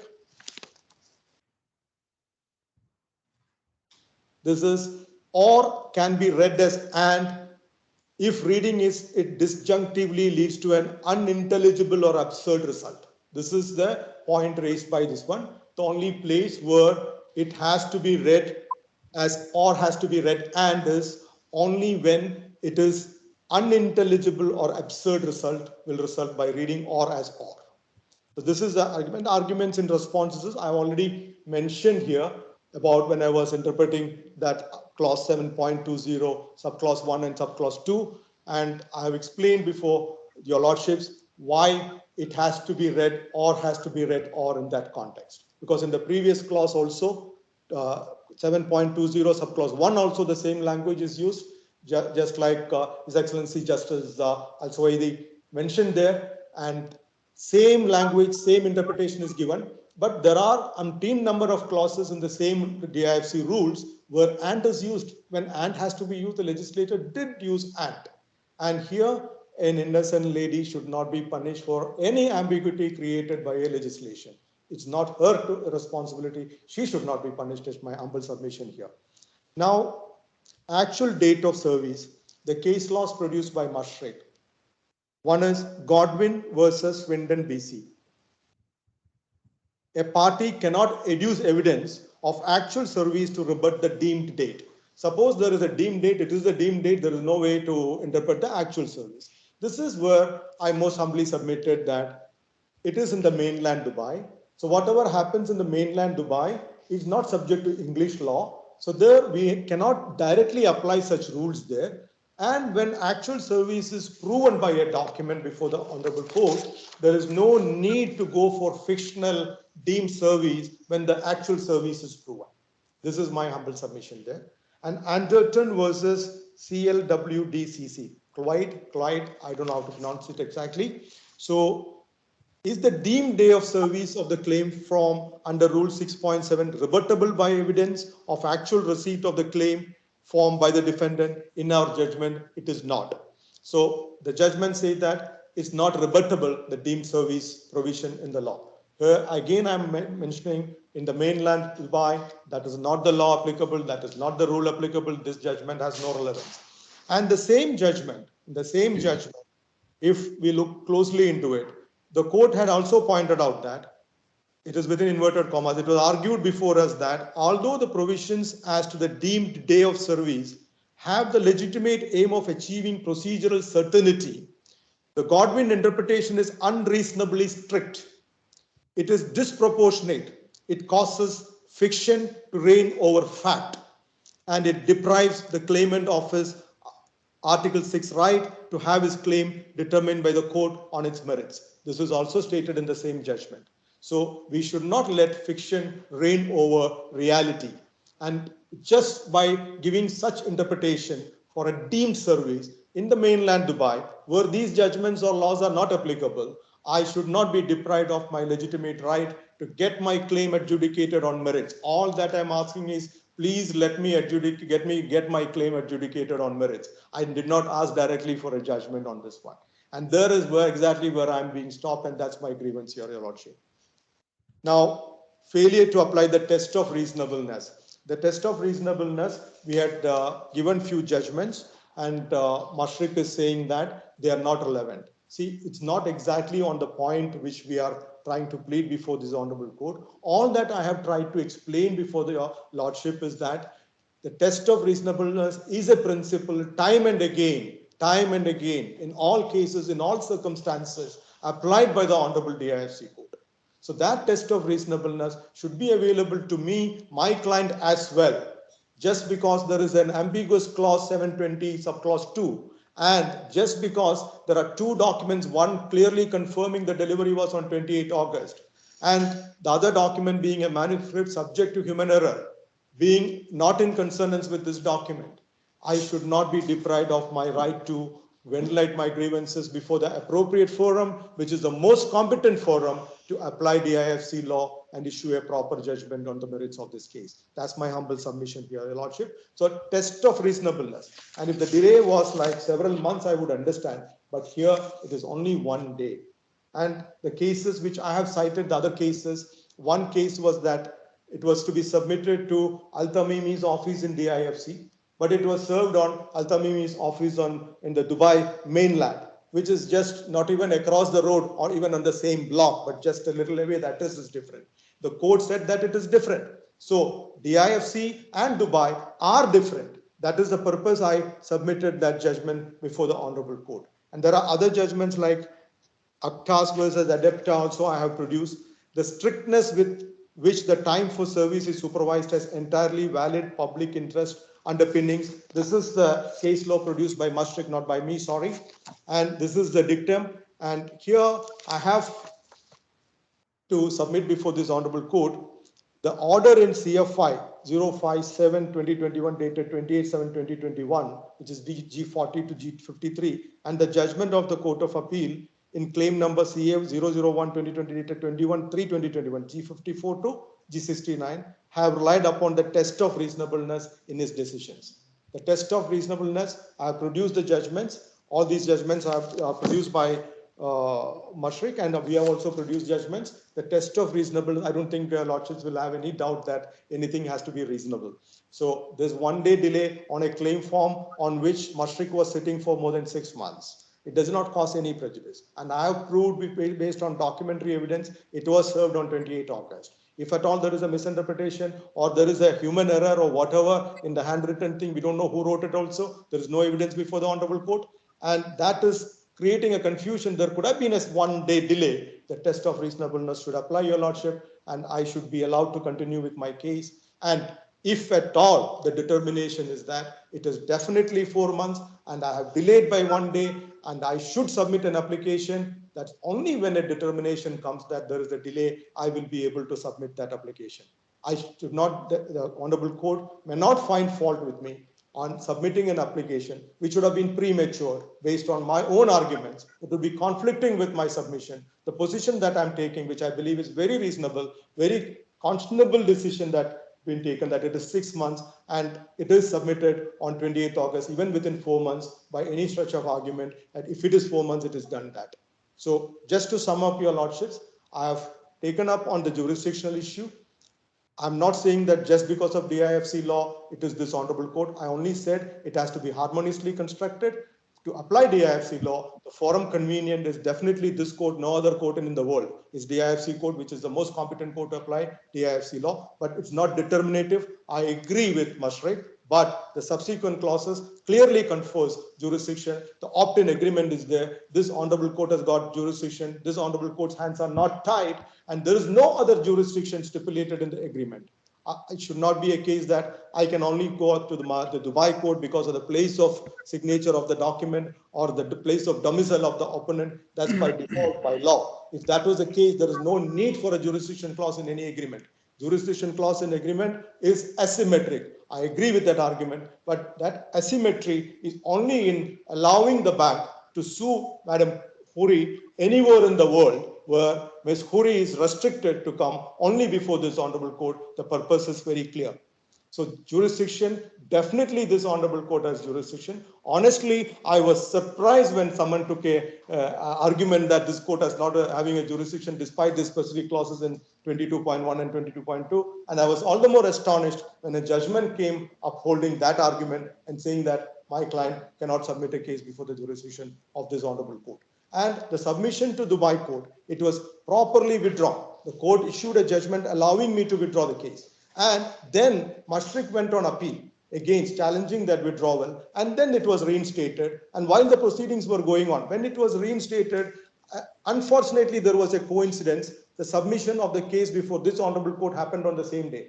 And it's simple common sense. Nobody can prepare a case in one day and submit to DIFC court. It took time to get an expert report, we had submitted an expert report also along with the case when we submitted before this honorable court. It took a lot of time, months, to prepare the case and submit before the honorable DIFC court. It's not that, one day that Dubai court issued a judgment, immediately I jumped to the DIFC court and submitted here to create confusion. No way, your lordships. It was all well prepared. 3-4 months it took to get the expert reports from, I think it was from Ernst & Young, if I'm not mistaken. The expert report was submitted along with the case, clearly pointing out what are the mistakes committed by Mashreq. And afterwards, when two forums are exercising jurisdiction, the proper way is to submit an application to JGC, and Ms. Khoury has properly done that also. If there is any delay on their side, it's not Ms. Khoury to be punished. We have sent reminders, but as your lordship said, we did not submit it every day, every month. It's only 2 or 3 times we did send reminders there, but we have not got any order from there. But Honorable Dubai Court has stayed the proceedings. We put an application specifically to stay the proceedings under Article 5 of the Decree 19, and Dubai Court exercised that power and stayed it. This Honorable Court, I have not applied for stay. I will never apply for stay. My submission is this Honorable Court has to exercise jurisdiction and continue to adjudicate the case on merits. That's why I have not applied for a stay. Then coming to the service, I have proven that it was on 28th August. So it is within 4 months. Whatever interpretation we give to 7.20 some clause, it is within 4 months. And I still believe that I have reasonable grounds to believe that it is 6 months. That interpretation was possible because it is the word used is or. Whatever other conjunctive interpretation being given, I don't think that clause is unambiguous. Okay, so a substitution is required or has to be replaced with and was the argument of Mashreq before the lower court. And it's not for Mashreq, it's not for me, it's not for anybody other than the legislature to amend the legislation to substitute a word with another word. And we cannot find fault with a lady who followed the law in its letters or is interpreted as or. And it is submitted, it is 6 months. Even if it is not 6 months, it is submitted on 28th August. So test of reasonableness should definitely apply, your lordship. And this lady is only craving for justice, only requesting for please adjudicate my case by the most competent forum, which is DIFC court, to apply DIFC law and decide the case on merits. This is the only submission. Why should I be stopped? Why Mashreq is afraid of that? So I rest my case here, your lordship, and my humble submission, honorable court of jurisdiction, the service of the claim form was on time. Much obliged, your lordship. You've given me. Thank you very much. Now is 5:40, 5:50 in the KL. That is about 1 o'clock. No, 2 o'clock in 2 o'clock, almost 2 o'clock in Dubai. And I'm sure 1:45. 1:45. I'm sure you want to have your lunch break. And I think the registry they have to. Just maybe. Yeah, registry needs a break. And then Mr. Just the judges in England, there you are now, what, 10:40. You can have a short brunch. I'm 6 female. Can we take a 30 minutes break if you don't mind? Give some opportunity to the Dubai people to go and have simple lunch, and maybe they do their salat prayers and things like that. Is that long enough, Mr. Justice Shamlan? 30 minutes? For me, it's fine. I'm just worried about the registry. I'm fine. Yeah. I think we should give registry some minutes. So, if you don't mind, can we take a 30 minutes break? Where are you speaking from, Mr. Shaheen? Abu Dhabi. Huh? Abu Dhabi. Abu Dhabi. So you are the same time as as Mr. Justice Shamlan. So if you don't mind, we take 30 minutes break, which is we'll come back in the 6:20 Malaysian time, which is 11:20 what, my time. 1:20 Dubai, and that is 10:20 London, right? Is that Thank fair? you, Chief Justice. Yeah, Yes. we'll come back That's fair? in 30 minutes. Yeah. I'm not going to turn off this link. I'll just turn off my picture and I'll turn off my mic.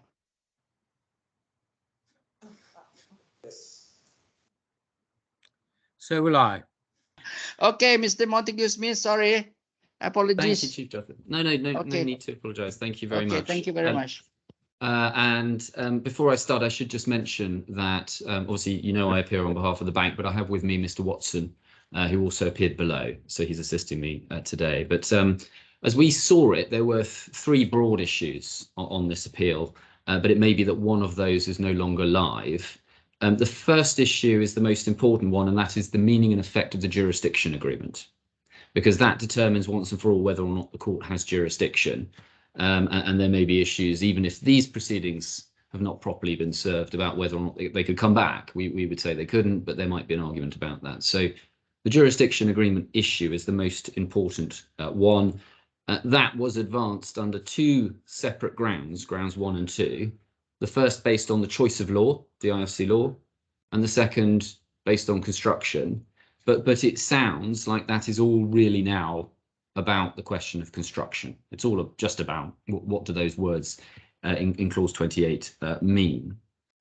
So that's the first cluster of points. The second point then that we saw in the appeal, at least, was a JJC argument of some sort. And we had understood that the claimant was seeking a stay. We took that from paragraph 28 of her skeleton argument, but it sounds like that is not pursued. And my own friend has clarified today he doesn't seek any kind of stay. So it may be that nothing arises under ground 3. It's unclear. Just in case it does, ground 3 is new today, so it wasn't raised below, and it is, we say, misconceived. But in any event, it doesn't seem to arise. The third cluster of points then relates to service of the claim form, and that, as you've heard, breaks down into a series of sub-issues. First, what was the deadline? 4 months, 6 months? Second, when should the court accept that service took place? Is the claimant stuck with the deemed date? If she's not stuck with the deemed date, then when did service take place? And then finally, we've got the invocation of what's described as a general concept of reasonableness. In that regard, I mean, it's important to note, my own friend makes clear he makes no application today for a retrospective extension of time. He made no application below. We'd say it's too late, it will require evidence, and it would be hopeless in any event. But he says he does not ask you for that relief. He does not point to any particular provision of the rules, which he relies on as saying that you can forgive any delay. He just says, oh, there's a general concept of reasonableness. Quite where that goes is difficult to say, but important factor here is he's not even making before you an application for a retrospective extension of time to serve the claim form. So I'm going to deal with those in that order, if that's helpful. It's broadly the order that my friend dealt with everything. But before that, I just wanted to make 3 very short preliminary points. The first is one that your lordships are, I think, aware of now, which is that this is a claim which the claimant has already brought in the Dubai courts. She's brought the same claim to the Dubai courts, and she lost, and that may have got slightly lost in my own friend's submissions. There is a final judgment from the Dubai courts dismissing the claim, which is now being brought before you. You have that judgment in the bundle. And there is some explanation in that judgment as to how it all came about. It doesn't support the facts that you were told. If I can just show you very briefly one section of it, which is at bundle E, page 67.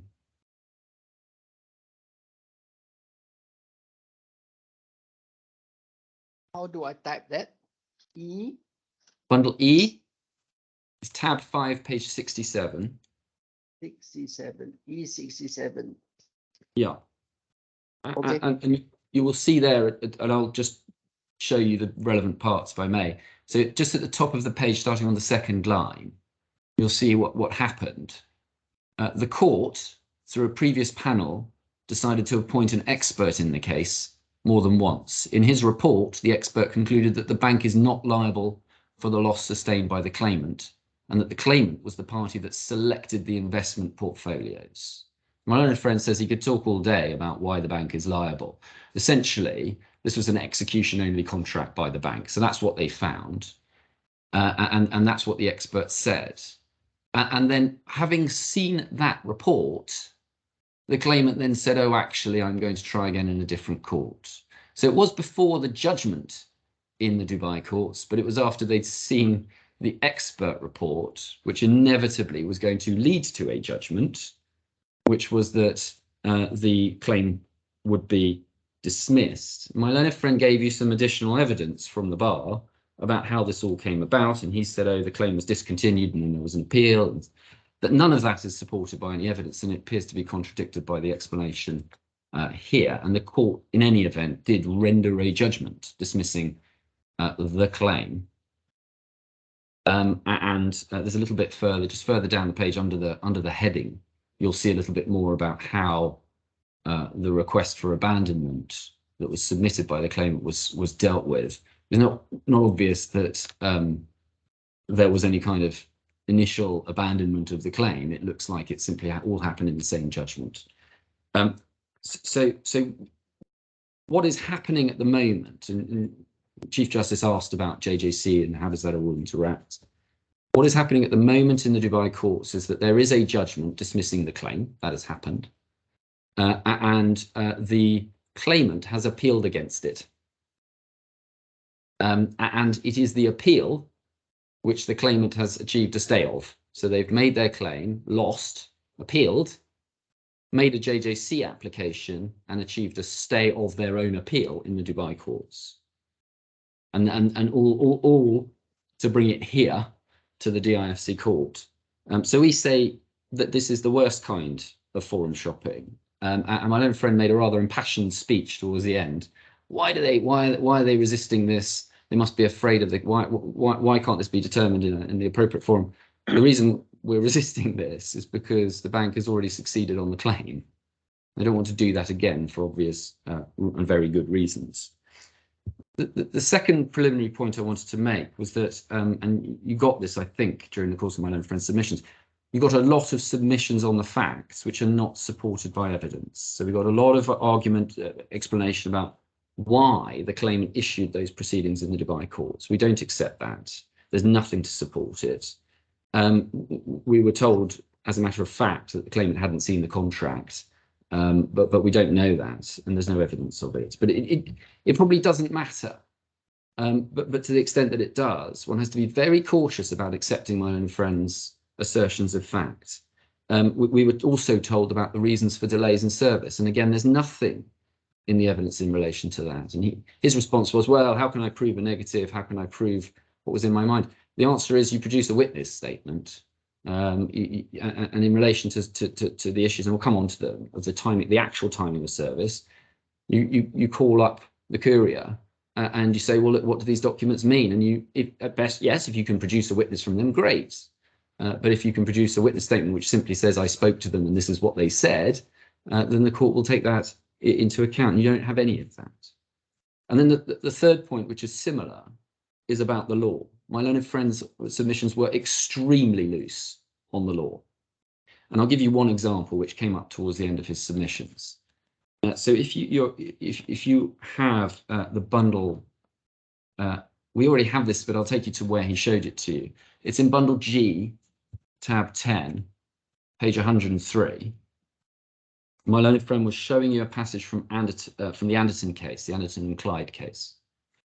And he was showing it to you in the context of his submissions on reasonableness. And he was suggesting that this particular passage supported the view that there was some flexibility that could come from these sorts of propositions. And at paragraph 34, he read out the second half of that paragraph, starting a procedural rule designed to protect claimants and so on. So he read that out to you, and he also talked about the submission in the first half of this. It's disproportionate. It causes fiction to reign over fact. It deprives the claimant of his Article 6 right to have his claim determined, and so forth. So you'll recall that that was presented to you as part of the reasoning in this case. This is the argument that was raised by the losing party on the appeal. It was presented to you as the conclusion in the case. The other thing that my learned friend resorted to on a number of occasions was he said that there are judgments either way on these issues, and that is simply not the case. There is on the disputed issues of law, there is nothing.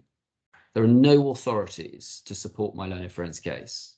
So on questions like, for example, whether or not deeming provisions are binding, whether you can go behind those provisions by looking at the facts, there are no authorities to support my learned friend's position. The best he can do is say that for one reason or another, the authorities that there are don't apply in this case. And he tries to escape them.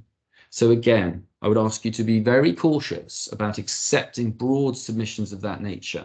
My learned friend's going to make a submission that there are cases out there which make specific findings that you should be adopting. He needs to show you what those are, and there aren't any, and he hasn't done that. All right, so those were the three preliminary points I wanted to make, and I was going to move on then to deal with grounds 1 and 2. And as I say, there are 2 points that were taken. One is about DIFC law, and the other is about construction, but ultimately it comes down to construction. And the question for the court is, does this jurisdiction agreement confer onto the DIFC courts jurisdiction over this claim? So it's not about whether or not the parties have agreed to, quotes, opt in generally. It's about whether this claim, which is a claim by the client against the bank, is covered by the agreement that we see. And you've been shown the jurisdiction clause itself, and I'll come back to it in a moment. But just to remind you of the underlying law that sets out the test, you'll find that in the judicial authority law. You'll find it in bundle H. It's behind tab 19, but it's H404.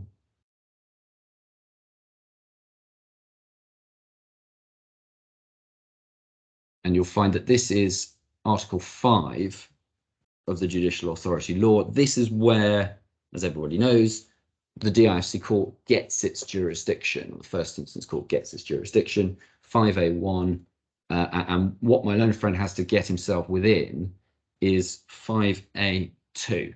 So the court of first instance may hear and determine any civil or commercial claim or actions where the parties agree in writing to file such claim or action with it, whether before or after the dispute arises.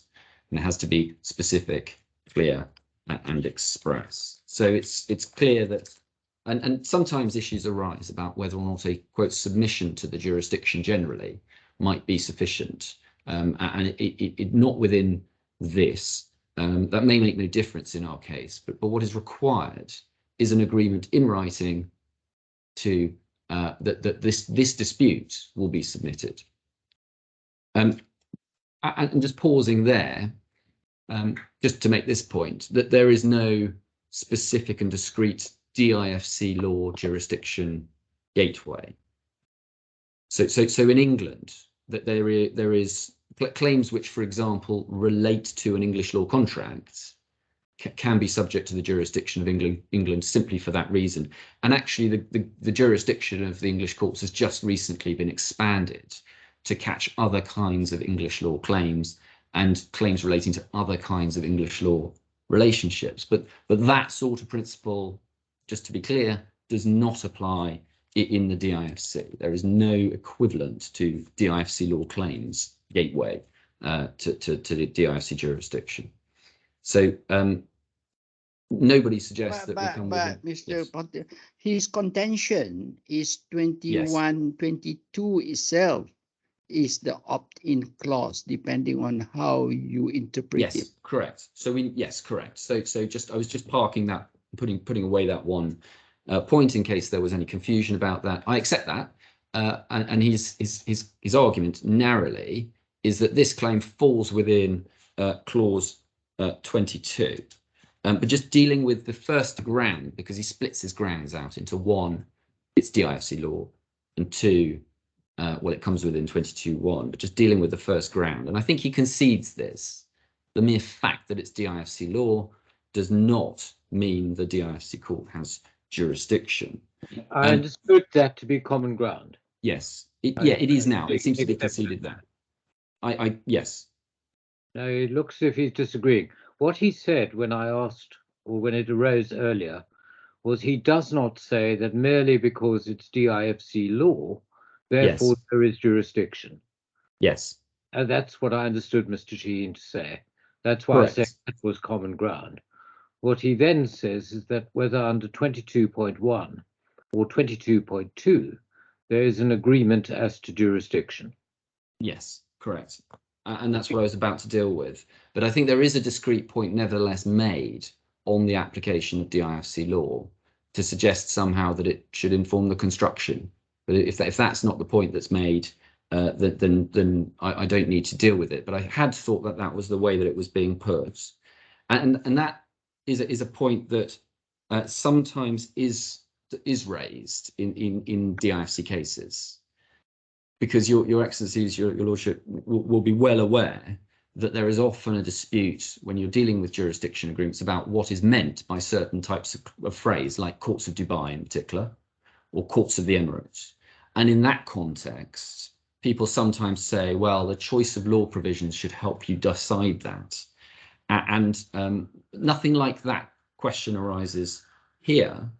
But even when it does arise, and that was the issue that arose in Goal, which was the Court of Appeal decision that the Chief Justice was referring to. Even when it does arise in that context, the Court of Appeal has said, well, it doesn't make much difference. It doesn't really drive the determination of which court is meant by the courts of Dubai or the courts of the Emirates. But I think in relation to that, if we go to the clause itself, which is at page 12 of bundle F, it's F.1, I think. Page 12. It's in various places. No, it's not. Sorry, it's F112. That's where it is. F12. I mean, Yes. One thing that is clear from this clause is that it contemplates proceedings being brought in a variety of different places. Whatever the meaning of the rest of the clause, it makes clear that the bank is entitled to take proceedings, 22.1, the second bit, 22.2 we'll call it. The bank is entitled to take proceedings against the client in the courts of any competent jurisdiction. So the clause itself contemplates a claim under this contract being brought in a variety of different places. And so the question of what law applies to the contract doesn't really help to determine what forum is being actually identified and who is bound into it in clause 22.1. Because this is not about trying to work out which forum is being identified in clause 22.1. What the question comes down to is who is it? Who is it as referred to in 22.1? So my submission is you don't get anything from the choice of law at all in relation to that. Could it be said, maybe, and deal with it in your own time, because it goes to the question of it. You say it means the client, the customer. Yes. Yes. So Shaheen says, no, it doesn't. As a matter of construction, it means the bank. Yes. If you are right, why do we need clause 22.2? Doesn't your construction lead to superfluity? I think, well, I understand the point your lordship makes. I think the submission is that has to be, in effect, a belt and braces provision. It's not unusual to see belt and braces provisions in that way. We've all seen many of these sorts of jurisdiction agreements, and we say this is a relatively common form of agreement to have an asymmetric agreement. They can achieve various things. but ultimately what they're trying to do is one of two things: restrict the options of the client as to where they can bring a claim, or confer options onto the bank as to where it can bring claims. And once you've worked out what they mean, the fact that they go on and do that in multiple ways, it doesn't tend to tell us very much, because it's just belt and braces. But I understand the point your lordship's making.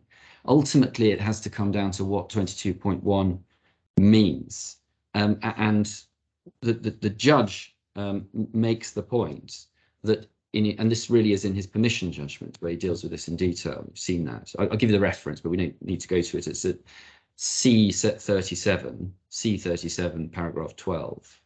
But he makes the point that it must refer to the client. And he says this flows from the structure of the sentence. And the point here, there are really 3 points I'd make here. One is that is absolutely right. It does flow from the structure of the sentence. Why?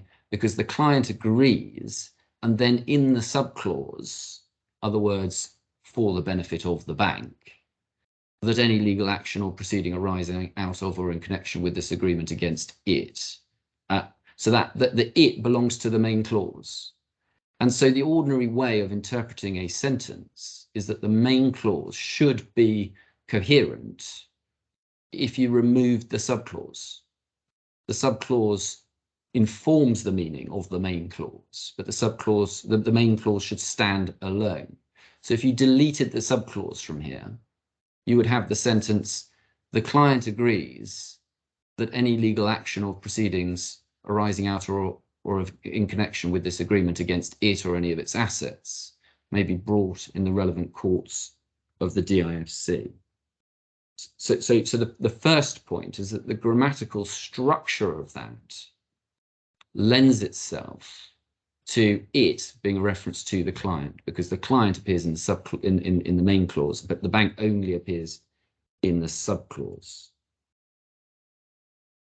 But in my view, the second point is the strongest one, though, which is that this is all for the benefit of the bank. And it could only be for the benefit of the bank if it refers to the client.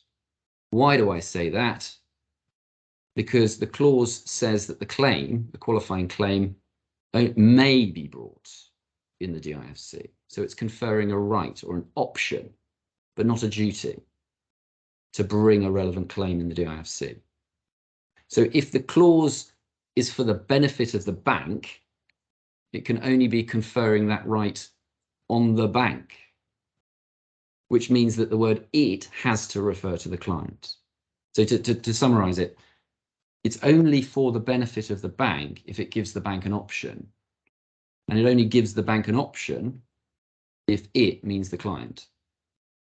So that subclause drives you to the conclusion that it must be a reference to the client. And the third point is that, and I think my learned friend now concedes this, the use of nothing can be read into the use of the word it. Because in this case, obviously, the claimant is an individual, the bank is an entity. And so at one stage, my learned friend was saying, well, you could read into the fact that it says it here, that this is a reference to the bank. But we've made the point that you can see throughout this agreement references to the client using the word it. We've referred to those in clause 3.1.7 and throughout, in fact, 3.1. But you can actually see it on this very same page if you just look up in 21.7, 3 lines from the bottom in the middle. The client agrees that it shall have no remedies. So there's nothing to be read into the language it. But if the first sentence is meant to enable the client to file his case in the IFC, then the second sentence, as interpreted by Mr. Shaheen, makes sense. You are going the other way around. You say that the first sentence is meant to give that special discretion right to the bank. Therefore, The second, it must mean the bank. But his argument is the first sentence confers right on his client to file in the IFC. No, That I is think how he interprets. sorry, Chief Justice, I'm not sure that is the difference between us, because we're both talking about the same sentence. We're both talking about the second sentence of clause 22.1. So the second sentence of 22.1 is the source of the jurisdiction from my learned friend's perspective. And the words there, it's all one sentence. The client agrees for the benefit of the bank that any legal action against it may be brought in the DIFC. And so it's just the interpretation of that one sentence. And the points I'm making are, firstly, a sentence which has a subclause should be capable of construction without the subclause. So you can delete the subclause and interpret the sentence, the main clause, as a freestanding sentence. If you do that, it's certainly a reference to the client, because that's what the only party who appears in that main clause. The second point is that if it's going to be an option for the bank, it can only be, and therefore for the benefit of the bank, it can only be an option for the bank to bring proceedings. The bank's not bringing proceedings against itself, so that it must refer to the client as a matter of logic. Otherwise, the client is agreeing that for the benefit of the bank, the client will have the option of bringing proceedings in the DIFC. That's not for the benefit of the bank, that's for the benefit of the client. So that it's not a question of saying there are two conflicting clauses, one of which appears to do one thing and another appears to do another. It is simply about the construction of this one single unified clause. Well, the word is may, not must. Correct. So if the wording was must, then it might be a slightly different argument, because then it might be restricting and the rights of the client, and one can see how that might be for the benefit of the bank. It would be more arguable. Usually for the benefit of the bank is intended to mean that it's waivable by the bank. So in other words, the bank can say, well, I don't insist on that particular provision. But in any event, in this clause, what we're dealing with is may. There's no exclusive jurisdiction agreement here, and therefore, it's giving options as to where a claim may be brought. Who is it giving those options to? Yes, that depends on the meaning of the word "it," but we can see who it's giving those options to from the subclause. It's giving those options to the bank. So the question is, does this amount to an agreement between the parties that a claim by the client may be brought in the DIFC court? No, it doesn't. That's not the effect of that sentence, just as a matter of grammar. And then the next question is, well, what about 22.2? Client irrevocably and unconditionally submits. Well, that doesn't say anything about the bank's position or about whether or not a claim that can be brought by the bank, by the client. What is happening here is that the bank is basically just simply saying, we know that the client lives in the UAE. We've got an agreement here, that's from the evidence, but we've got an agreement here that the bank is entitled to bring any claims that it might have in this court. That's it. It's actually a relatively limited effect. It doesn't have a huge amount of impact on the parties.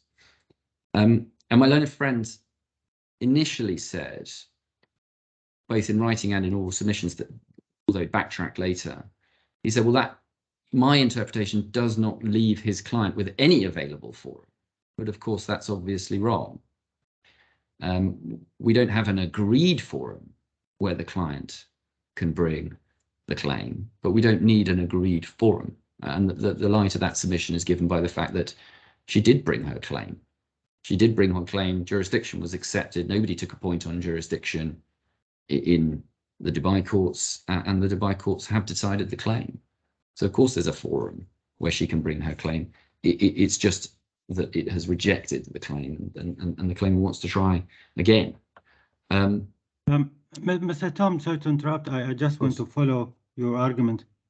From my experience in this court and the rules for the opt-in, are you suggesting that the opt-in clause might allow one party to have advantage for the opt-in instead of instead of both parties have an opt-in clause? So in Yes. other words, this is my struggling, because my understanding, the opt-in clause, it's work for both party instead of only one party. So Yes, I haven't so- seen that in practice, unless you can, take me to some of those authority where this court already decide on this, or the rules will suggest that the opt-in only can benefit one party instead of other. You do not have an authority from the DIFC courts dealing with an asymmetric jurisdiction agreement. My learned friend accepts that that is what this is, that this is a clause which confers different rights onto the two parties. Now, the question is not, did the parties in the abstract opt in to the DIFC courts? The question is, what sort of claims did they opt in for? So and there's always a question of the scope of the jurisdiction agreement between the parties. There's nothing wrong with parties saying, we've got two relationships and we agree that this relationship will be governed by, will be subject to the jurisdiction of the DIFC courts, and this relationship will go off to arbitration, for example. And this is a similar thing. What we're saying is, within this one relationship, claims of a certain category can come to the DIFC court. That's it. They may do, they don't have to. And those claims are claims brought by the bank against the client. That's all. But as a gateway for the DIFC court jurisdiction, for opt-in structure, it should work for both party, not just one party. This is my understanding. It cannot be an opt-in for one party if he decide, but that will not work. That not works for other party in the same time. Well, I don't think my learned friend, my learned friend expressly accepted that you can have what we call asymmetric agreements, which do exactly what you've just said might not work. And those asymmetric agreements are well known, particularly in the banking sector. And that was why we put in a couple of cases from England about this, particularly the Commerzbank case, and we put in another decision. And I can show you that. It would be disappointing if the DIFC was not able to support those sorts of agreements, because they are an integral part of international banking business. And happily, the DIFC court can support those sorts of agreements. Why do I say that? Because you can see it in Article 5A2, which is the gateway. The gateway doesn't say only agreements which cover all possible claims by both parties can qualify as jurisdiction agreements. Can you go back to JAL, yes, Article 5 of JAL? H405. The way I read JAL is meant to be both, I think. Can you go to that particular clause? H405. For what's that? Any alphabet before that? H? No. H? H, okay. H405. Correct. So the agreement needs to be mutual. Both parties need to agree, but they have to agree on what sorts of claims are covered by the agreement. That's all. And so the sorts of claims that are covered by this agreement are only claims against the client on my construction. And there's nothing wrong with that under Article 5A2, because Article 5A2 says the Court of First Instance may hear and determine civil or commercial claims or actions, and this is the bit that means it, where the parties agree in writing to file such claim or action with it, whether before or after the dispute arises. So such claim or action means the parties have to agree that the action that is being brought between before the DIFC courts is covered by the jurisdiction agreement. There are two possible answers to this, and sometimes asymmetric agreements have been raised in the DIFC courts, but usually the reason they are raised is because the agreement confers a right onto the DIFC court, onto the bank, to bring their action in the DIFC courts, and the creditor says, wait a minute, this is an asymmetric clause and that's contrary to public policy, or there's some other reason why UAE law will not tolerate that, and therefore the whole agreement is void. I'm not sure where those debates have got so far. They've gone through the JJC at the moment, but that's sometimes an argument that is made. We would say there's nothing in that argument, but the conclusion even of that argument is that this court would have no jurisdiction. You say, Mr. Montague-Smith, I think, one, there is an agreement between the parties for the purposes of 5A2. Yes. But secondly, the agreement is that only claims by the bank against the client may be brought in the DIFC court, not the client against the bank. Right. Thirdly, even if one doesn't like such clauses, can call them asymmetric, they are a recognized part of international banking, which fourthly, the DIFC court should support and can do because of the wording, such claim and specific clear and express provisions in 5A2. Have I understood correctly? Yes, exactly. Thank you. I'm not expressing a conclusion, just making sure I've followed you. Yes, I'm grateful, and that's a much more succinct way of putting it. That's precisely it. And I think that the point, isn't it, is that, that there's no restriction in 5A2 on confining a jurisdiction agreement to certain types of claim. It says such claims. So there's no problem with the parties agreeing that certain of their possible potential disputes in the future will, and certain will not, come within the jurisdiction of this court.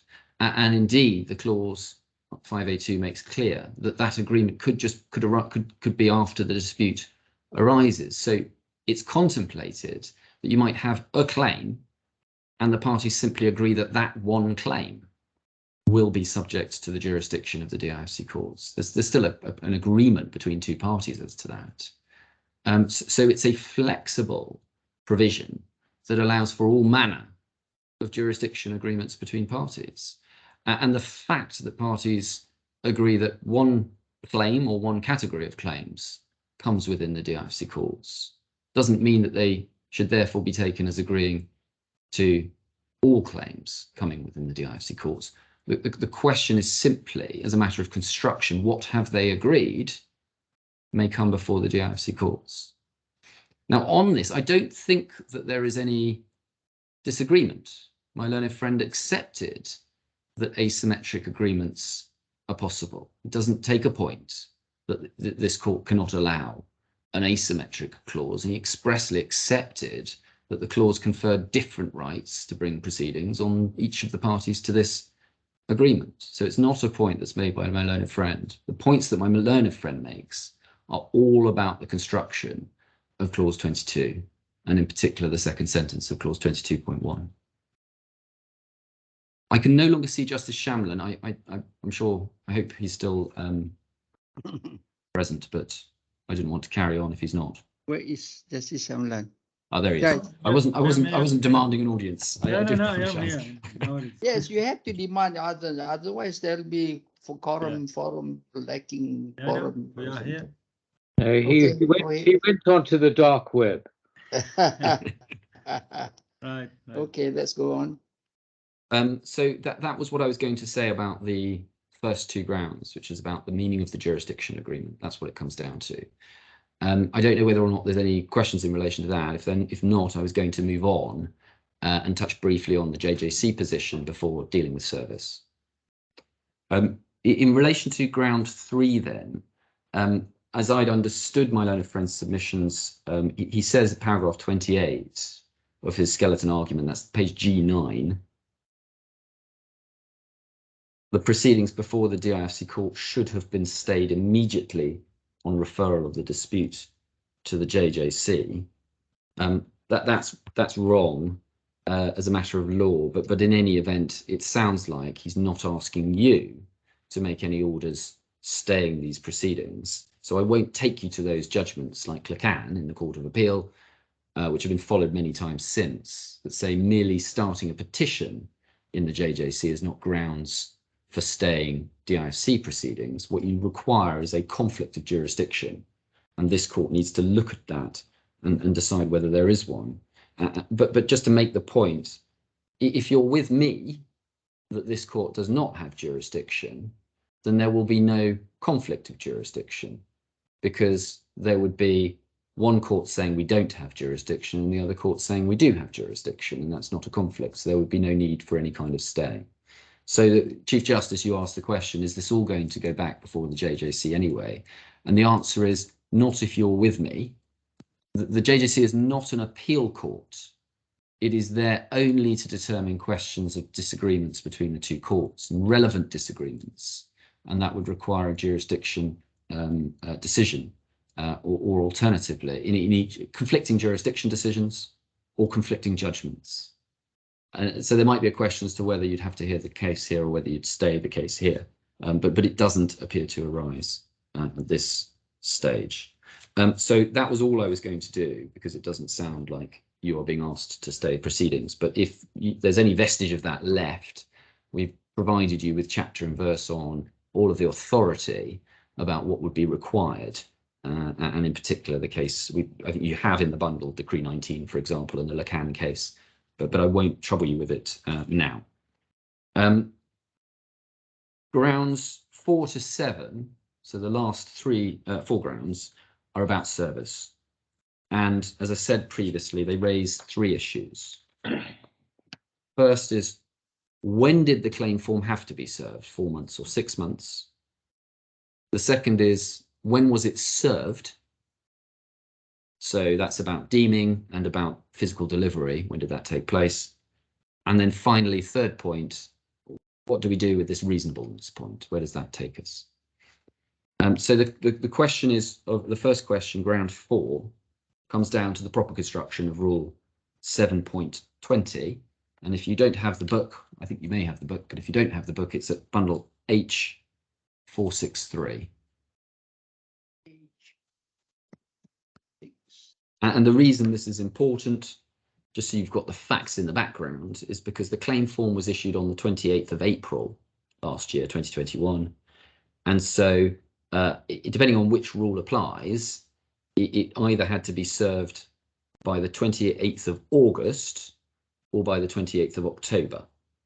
Now, as you've heard, there's a dispute about when it was served, but everybody accepts that it was served before the later date. So if there's a 6-month time period, it was served in time on any view of the other issues. So we accept that. And so the question is which period, the first question is which period applies. And as you've heard, service took place inside Dubai, but outside the DIFC. So just pausing there, if we look at the rule, you see the rule 7.20, and it says the claim form must be served on the defendant by the claimant, number 1, within 4 months after the date of issue, where the claim form is to be served within the DIFC or Dubai. So just pausing there, we know the claim form was served in Dubai, and therefore my own friend cannot deny, it seems to me, that the case comes within subparagraph 1. It must come within subparagraph 1. Whatever the meaning of or in the second part of this rule, the claim form was served within one of the DIFC or Dubai. And that leads to one of the main problems with my learned friend's case, which was that his construction leads inevitably to the conclusion that in a case like this, where you have service in Dubai outside the DIFC, you come within both rules.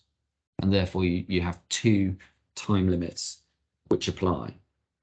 And the answer to all of this is the one that the judge gave, which is that these two provisions must therefore be mutually exclusive. You have to come within one or the other. You can't come within both, because that leads to an absurdity. And that is consistent with the English rules on which these rules are based. In England, you have different rules which apply when you're serving inside the jurisdiction than when you're serving outside the jurisdiction. And it's important in England. It's probably more important in England than it is in the DIFC for this reason. In most cases where you're serving out of the jurisdiction in England, you need permission to do so. So there's a judicial filter and a process that needs to be undertaken. That doesn't apply in the DIFC. So the distinction is of less importance, and perhaps explains why, when deciding where to draw the line for the different forms of service, the draftsmen decided to draw that line at the limits of Dubai. You can see why that would be the case, because as between Emirates, there are federal provisions which might apply, whereas everything within Dubai is within the gift of the ruler. The ruler of Dubai makes legislation in the DIFC. The ruler in Dubai also makes legislation in Dubai, subject, of course, to federal legislation. And so it's open to the ruler in Dubai, through the rules indirectly, to determine that the limits and the different sorts of considerations which will apply can be different as between Dubai on the one hand and the DIFC on the other. But just looking at the language of, so that's a little bit about the explanation for why it's like this. Looking at the language though itself, the primary problem is that otherwise you end up with two competing time limits for doing the same task. And it's rather hard, we say, to improve on the judge's reasoning here, which you'll find at C23, paragraph 11. And I'm sure you've read it, but if you haven't, I'd ask you to do it again. C23, paragraph 11.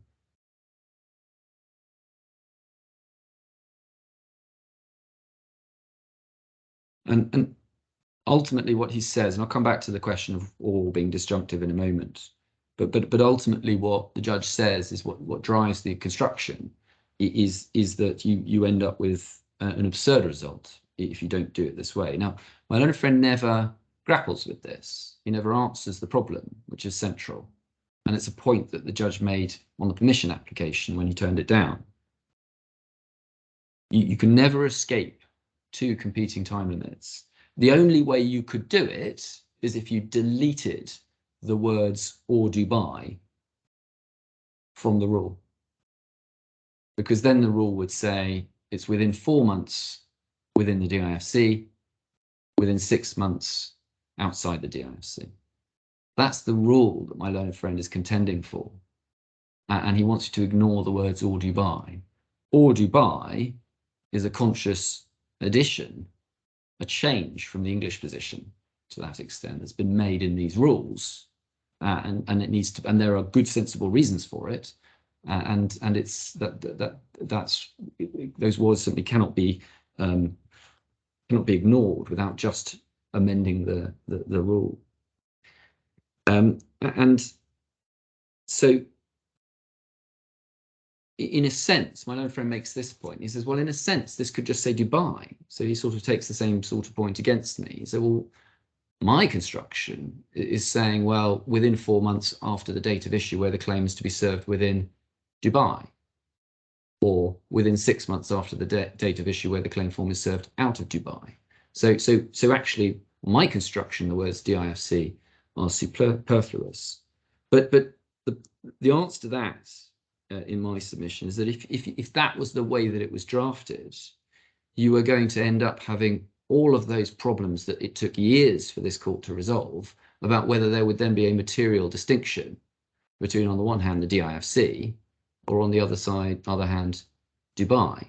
And Your Excellencies, your Lordship will recall some of the cases where they said, well, the drafting of the jurisdiction agreements in those cases could have been clearer when it said Dubai. It could have been clearer. It could have referred to DIFC. And what you've got here in the rules is express reference to the DIFC and express reference to Dubai in a way that couldn't be clearer. So it's making clear exactly where the line is drawn, but it can't be drawn in different places for the same purpose.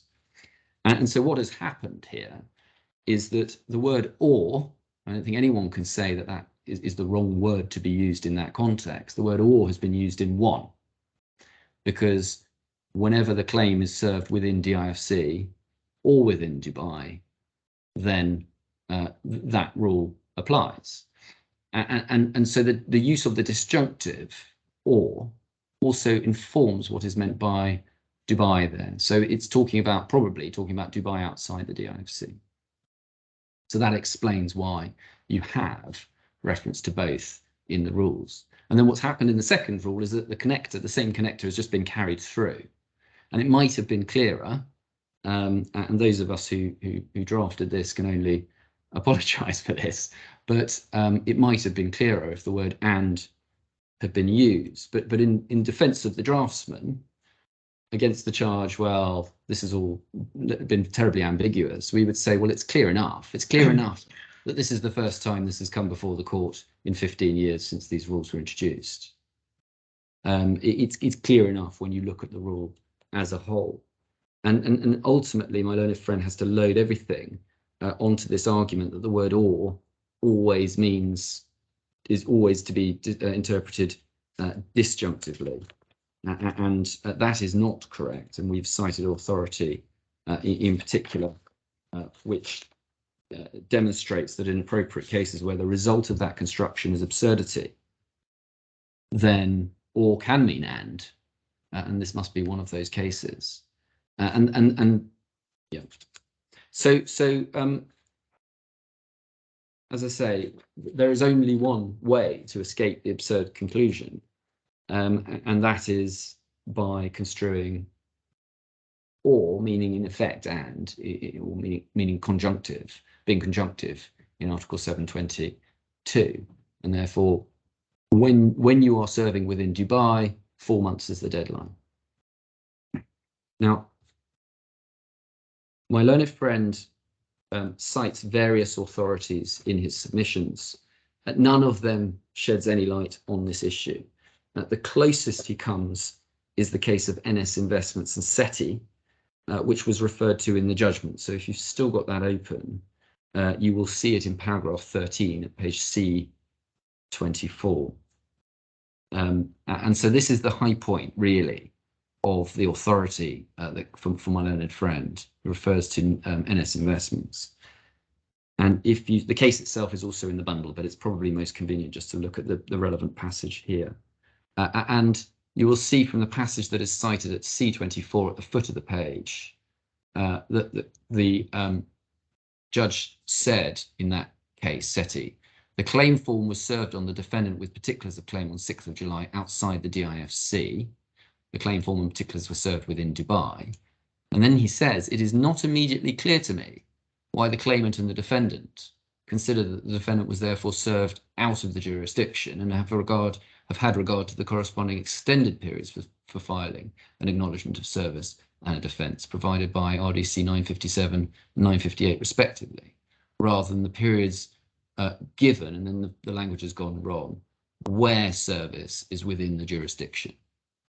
So the judge goes on to say the language is unclear. Both rules are engaged where the relevant document has been served out of the DIFC or Dubai, and so on.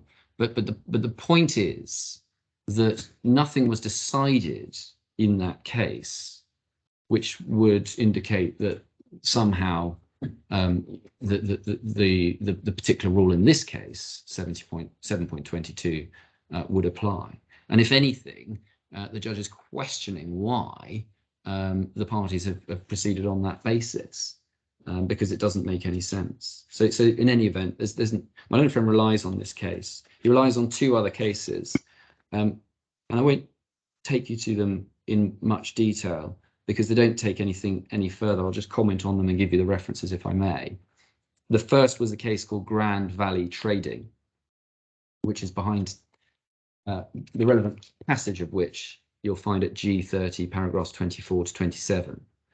But when you come to look at that case, you will see that the issue was completely different. The issue was whether service on Al-Tamimi & Co.'s DIFC office was sufficient in circumstances where the defendant's agent for receiving service was the onshore Al-Tamimi entity. So it's a completely different issue and sheds absolutely no light on this issue. My learned friend also refers to the Court of Appeal decision in the Veggie Bar case, and he doesn't cite any particular passage of that. But when you go to it, you'll find it at bundle G tab, page 72, G72. You will see that that was a case about costs, and the particular issue was about non-party costs orders.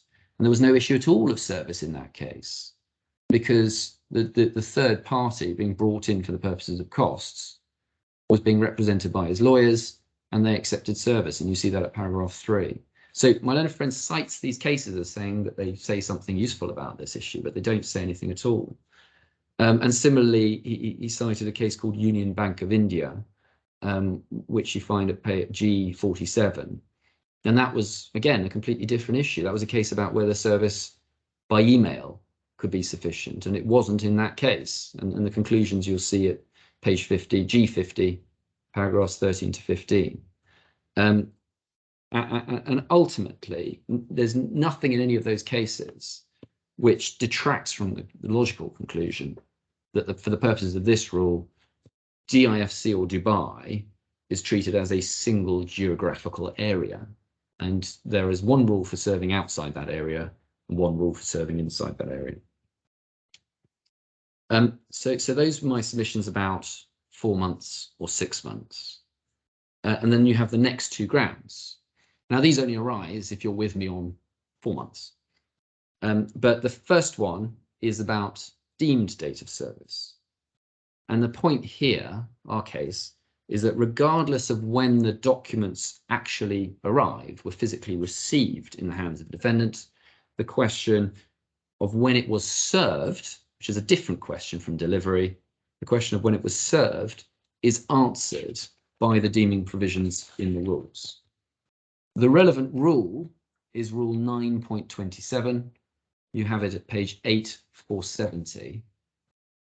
Sorry, rule 9.27. Thank you.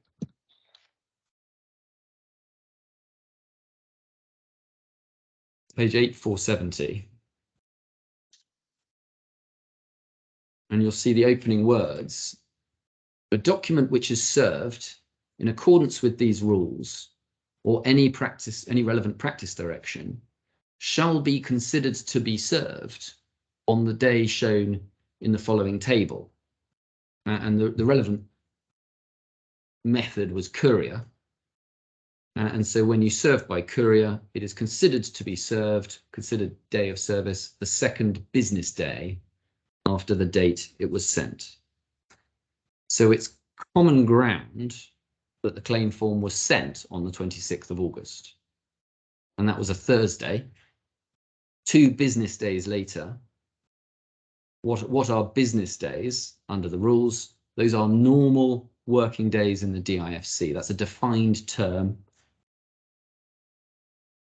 It's come out of the schedule, but you'll for some reason, but you'll find it at H457. It's not specific to banks. It's a normal working day in the DIFC. And so 2 business days later, of course, on a Thursday, at that time, Friday and Saturday was the weekend. Now Saturday and Sunday are the weekend. It doesn't matter because there's an intervening weekend. So 2 business days later takes you to the 30th of August. You start on the 28th, you skip 2 days for the weekend, you get the 29th and then the 30th. So, sorry, you start on the 26th, skip 2 days, 28th, and then you get 29th of August. So that takes you to the 30th of August, which is more than 4 months out of after issue. So the question arises, is it open to a party in these circumstances to adduce evidence to say we served earlier then the rule says we served. We say the answer is very clear. The answer is no, because it's what the rule says. The rule doesn't say it may be considered, or doesn't say in the first instance it will be assumed. It says a document which is served in accordance with these rules shall be considered to be served on the day shown. And the method of service is distinct from the service itself. So the fact that somebody receives a document, the date when they do so is a different concept entirely from the date when they are considered to be served. Now, this debate was had on the equivalent rules in England, and the answer is very clearly you can't use evidence to undermine the deeming dates. So what I was going to do is just probably the best way to do it is just show you the commentary in the White Book, which is the English commentary, the authoritative commentary on the English rules. If we go to page 515, you'll see an extract. I'll just show you a couple of paragraphs from this.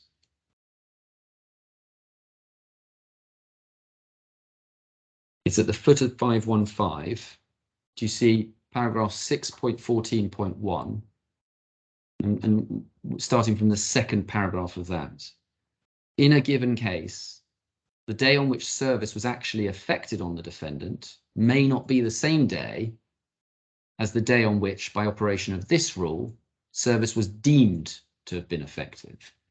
The deemed day is a construction. Such construction is justified by the need to provide certainty.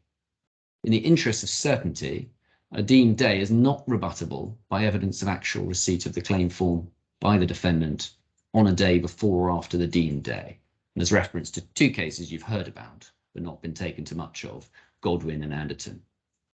And then finally, the next paragraph, in any given proceedings, it is for various reasons important that there should be no room for doubt as to the day on which, and therefore the date on which, service of originating process is deemed effected. Within the CPR, the time limits for the taking of certain procedural steps are calculated by reference to the day on which service is deemed to have been effected. So the whole point of these provisions is to avoid us having to have difficult factual investigations about when documents are received, which is precisely what my learned friend invites you to do. And it is inherently easier for a party to show that they took a particular step on a particular day than that some third party completed some other part of the process of service, like physical delivery of the document or electronic delivery of an email. It's about certainty. And so lawyers particularly can come to the court and say, we sent the document on this date and here is the slip. And then it's out of their hands, but that's all they have to be worried about, that they have achieved what they need to achieve on the date that's required. And it's of particular importance when you're serving a claim form, of course, because claim forms expire, and expiry of claim forms can give rise to specific problems, in particular in relation to limitation. Now, in our submissions, we point out there was at one stage a bit of a debate in the authorities as to in what circumstances and for what purposes you could override the deemed date with evidence of actual receipt. But all the English authority accepted you could not prove an earlier date, even when there was any question about it. There was a little bit of doubt initially about whether it was possible to prove a later date of service, whether a defendant could come to court and say, well, they may have sent it on that date, and it may have been deemed served on this date, but we didn't get it until a long time afterwards. But the answer to that has now been clarified. You can't do it for that purpose either. And we can see that, firstly, in the White Book passage that I've shown you, but secondly, in the case of Anderton and Clyde. And just so you see it in the flesh, if we go up to page H71,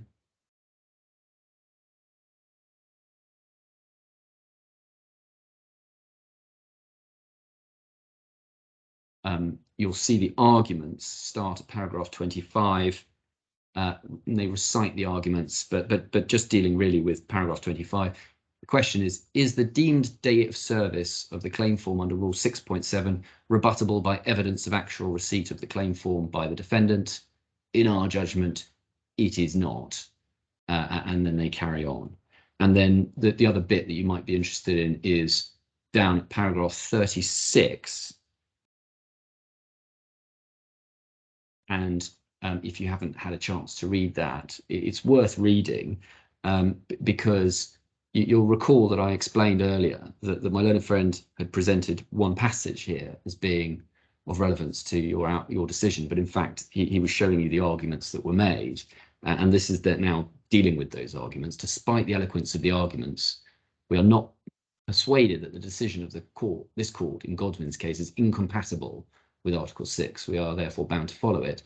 The aim of Rule 6.7 is to achieve procedural certainty in the interests of both the claimant and the defendant.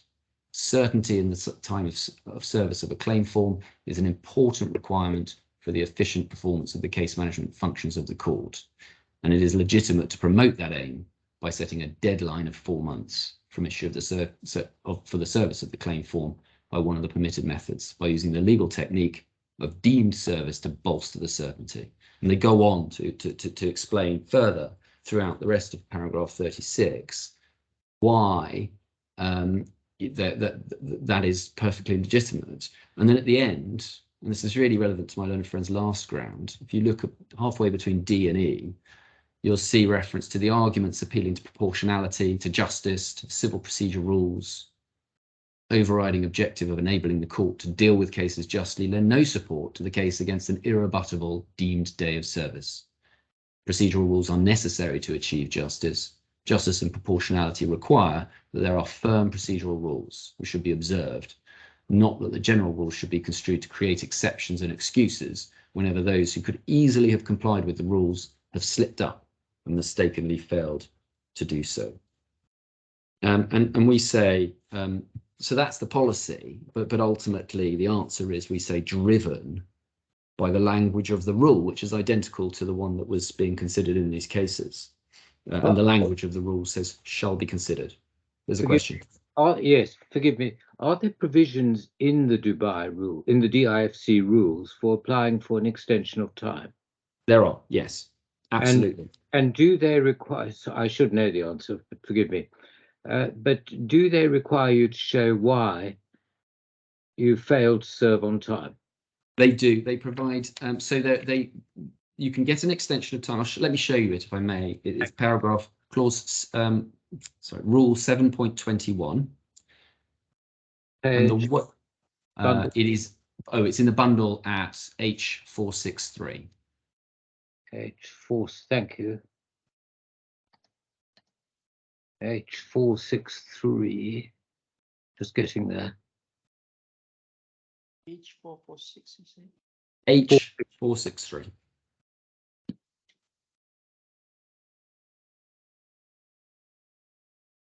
And so the rules replicate the regime in England, and there are 2 different tests depending on when you make your application. If you make your application in advance of expiry of the 4 months or the 6 months, then one test applies.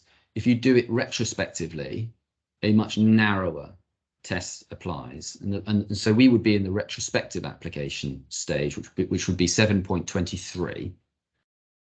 And if the claimant applies for an order to extend the time for service of the claim form after the end of the period specified by Rule 722, that should probably read 720. The court may make such order only if, 1, the court has been unable to serve the claim form. So that's where the court is undertaking service, which very rarely happens in the DIFC. Or 2, the claimant has taken all reasonable steps to serve the claim form, but has been unable to do so. And 3, in either case, the claimant has acted promptly in making the application. And then you'll see 724, an application for an order extending time for service must be made in accordance with Part 23 and supported by evidence stating, I'm afraid we don't have the rest of that rule, but number 1 is all the circumstances relied on, then you need the date of issue of the claim, the expiry, and then 4 is a full explanation as to why the claim has not been served.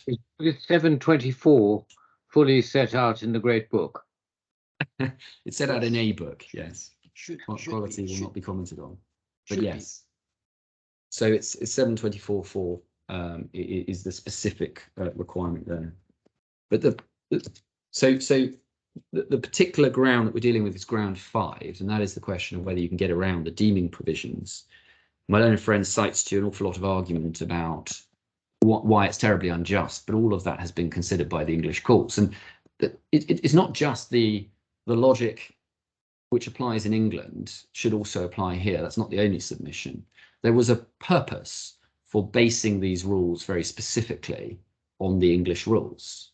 It was to replicate those rules for a purpose. Firstly, because they're good rules, but secondly, so everybody knows where they stand. And so that is why so frequently one sees English authority is referred to in the determination and interpretation of questions of DIFC procedural rule. Obviously, they depart in some ways, and in those circumstances, it's totally different.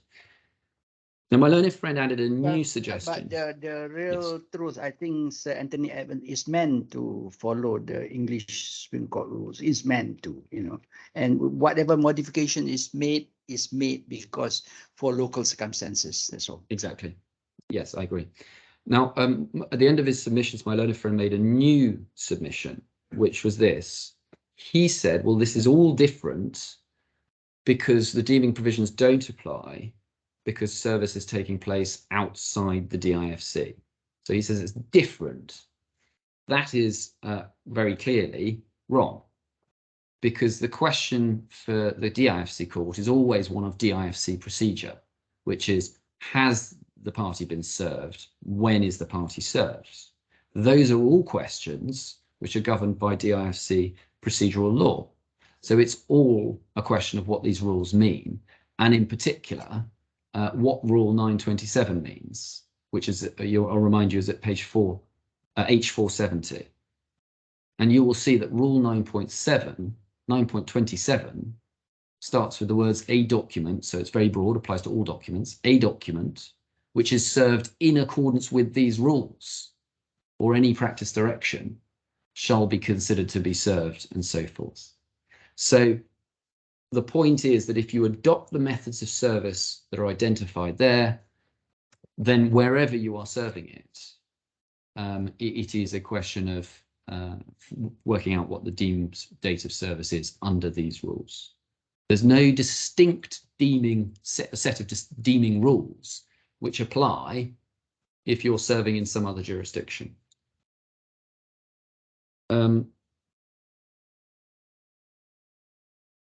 All right.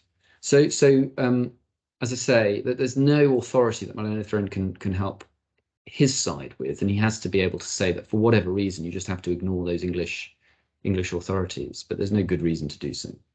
All right. So that's ground 5. Ground 6, you don't have to concern yourself with ground 6 if you agree with me on deeming, and in a sense, that's the point of having deeming provisions, that you shouldn't have to go on and do this exercise, but we will do it.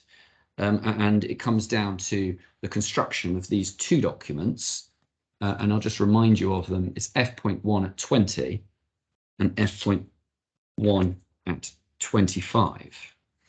And so, as you've seen at page 20, my learned friend relies on the bit that says shipment delivered Michael on the 28th of August at 9:23 a.m. And we have various observations on that, but primarily we rely on the actual waybill, which is signed and dated as the date of receipt on page F.125, which identifies Desiree Colina as receiving it on the 29th of August 2021 at 3:30 p.m.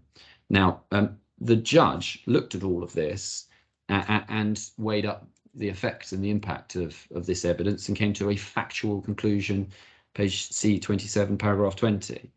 And his points really were that the document at F.125, the waybill, purports to show a precise time of delivery. And it simply cannot be explained if that is what the printed out delivery summary is doing. And we would say that the summary clearly isn't doing that for a number of reasons. If we go back to page 20, first of all, if you look down to the entry on the 27th of August, you'll see the entry ends will be updated once ready for collection delivery. So the natural reading of the next update, which is the one that comes above, is that that is the update that's referred to below. That is what they're saying by shipment is out for delivery. It's ready for collection or delivery. That's 801. And then the next entry, and this was the judge's conclusion, must mean, as the judge found, that the shipment was being delivered to the driver, or was being collected by the driver, because that's consistent with the intermediate entry between the two being what the third entry says it's going to be, which is an update once it's ready for collection. The other point is that the location is a significant problem that my learned friend has no answer to. So the last entry has the location at 9:23 a.m. on the 28th of August as Aramex Ramul, United Arab Emirates. Now, my learned friend actually said in submissions, oh, well, it says that throughout. It doesn't say that throughout. If you go down, there are different locations for the different entries. So for example, if you look at the 26th of August, you see AUH Khaladia OPS. So it does change. It is updated with the change in location. And so on its face, as the judge found, that is not saying that the document had reached the bank's premises at the time that's stated there. But the point is really that the delivery summary can be explained if the date of actual delivery was the 29th of August. There is an explanation for that. The waybill cannot be explained if it was the 28th of August. Unless you allow yourself to be swayed by my learned friend's repeated point that he wasn't going to say the words forgery, but he, because nobody would say the word forgery, although he did say the word forgery on a number of occasions. He makes clear he's not suggesting anyone has interfered with it. He does say, oh, well, it's a printout and therefore it's less fallible than the written document. And I don't accept that for a minute. That depends on how the information in page 20 came about. Because if there's a human user just inserting data, then how is that any less fallible than somebody actually signing off on the waybill? But in any event, my submissions don't rely on the fallibility or otherwise of these documents. I say that those documents can be made to be consistent, but only in one way. And it is also consistent with the inherent probabilities, because the 28th of August was a Saturday. So delivery at 9:23 a.m. on a Saturday morning to a bank would seem improbable anyway. And my learned friend seeks to backfill this by saying, oh, well, everybody knows that banks are open on Saturdays. Well, I don't know that. I don't accept that. And there's no evidence to support it. But we say it's inherently more likely that delivery was affected on the 29th because that was a Sunday, which at that time was a working day in the UAE. But that highlights one of the problems for my learned friend, which is that the claimant has served no evidence, no direct evidence on this issue at all. It's for her to establish when she served. On this premise, it's for her to establish how she served and when. That's really the function of the certificate of service. And my own friend says, oh, well, do we need to bring Michael to court? Of course, you don't necessarily need to do that, but you do, what you would expect is a witness statement explaining that somebody has spoken to Aramex and this is their process and this is why it's consistent with one document and not consistent with the other and how any of this has happened. So we say there's nothing wrong with the judge's conclusion here. And if it comes down to when the document was delivered, in fact, The judge was just right that it was delivered on the 29th of August, which would be a day late. But there is also the point that this is a finding of fact. So should this court really be entertaining appeals against findings of fact? Now, I accept that this is all based on the documents. This isn't like a trial, there wasn't live evidence. And often the complaint about courts of appeal interfering on the facts is based on the fact that well, the trial judge is better able to see the witnesses, hear what they say, and things like that. But that's not the only consideration. The judge has considered carefully the conflicting evidence, or all of the evidence, insofar as it conflicts, and has drawn his conclusions as a matter of assessment. And that is the primary function of the first instance court. And so the Court of Appeal, I suggest, should be pretty reluctant to go back over that ground, even if it's based on judgments, if it's an assessment that's been undertaken at first instance, unless something's really gone wrong. Otherwise, these sorts of appeals are going to become effectively a sort of free-for-all. And you're just going to have factual issues on all of them. So if it comes down to when in fact the document was delivered, then we say the evidence is clear and points to the 29th of August. And if it's not clear, well, that's a problem that's created by the claimant. It's for the claimant to establish. But in any event, there's certainly not enough to say the judge got this wrong. That's ground 6. What about ground 7? So ground 7 asserts that the judge should have applied what my learned friend refers to as the test of reasonableness. And no particular provision of the rules is actually pointed to here. And so it's not said, well, there's a particular provision of the rule which allows you to take a different course. It's not even really clear what course you're being asked to take. My learned friend says he doesn't make any application in the alternative. He actually explained that away by saying, I can't make any application. So he saw the criticism. You haven't made an application for an extension of time for service. You haven't made any other application under any of the other rules. And he says, well, I couldn't have done that because it would have undermined my appeal.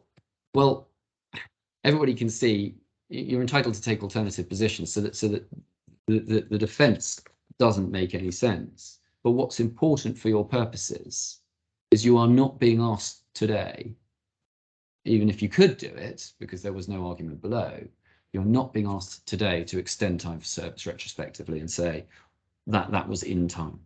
You're just asked to, there's just a general appeal to reasonableness. A number of authorities are cited by my learned friend. He didn't bring your attention to them today. He just said, oh, well, I've got cases. He relied on 2 in particular. The first was a decision of Justice Wayne Martin, which was Al-Mahari and El-Araj, and you will find that at G65.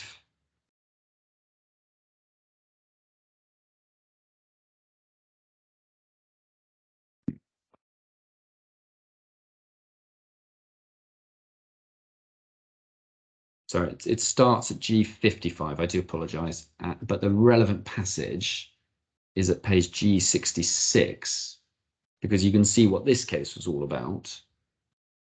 This is the only reference to reasonableness in this, and you will see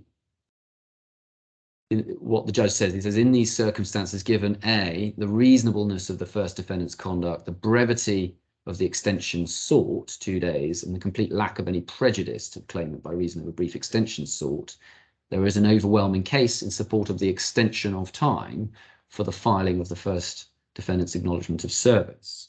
So you see that the issue that was before the judge on that case was an application for an extension of time for filing an acknowledgement of service.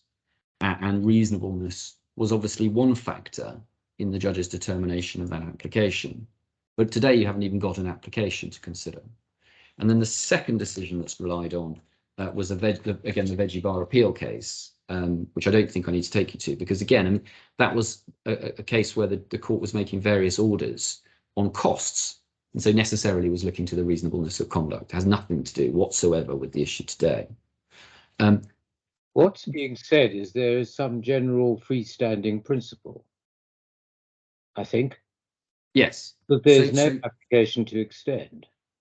Yes. So the question is, it seems to me there's no application to extend, so you don't have to deal with that application. Is there some other basis on which you can just waive the default or something of that nature? It's very hard to grapple with. This sort of argument, well, it's all terribly unfair, has been run number of times in England, in various different ways.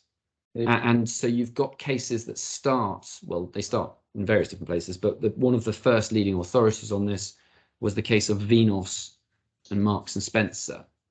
And that was asking the question, is there some can the court use its broader discretion to forgive these sorts of defaults in circumstances where a party can't bring themselves within the particular rules, or doesn't try to bring themselves within the particular rules for retrospective extensions of time.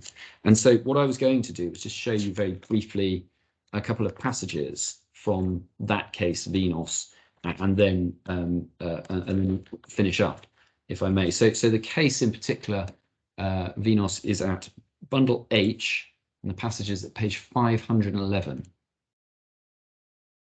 H511.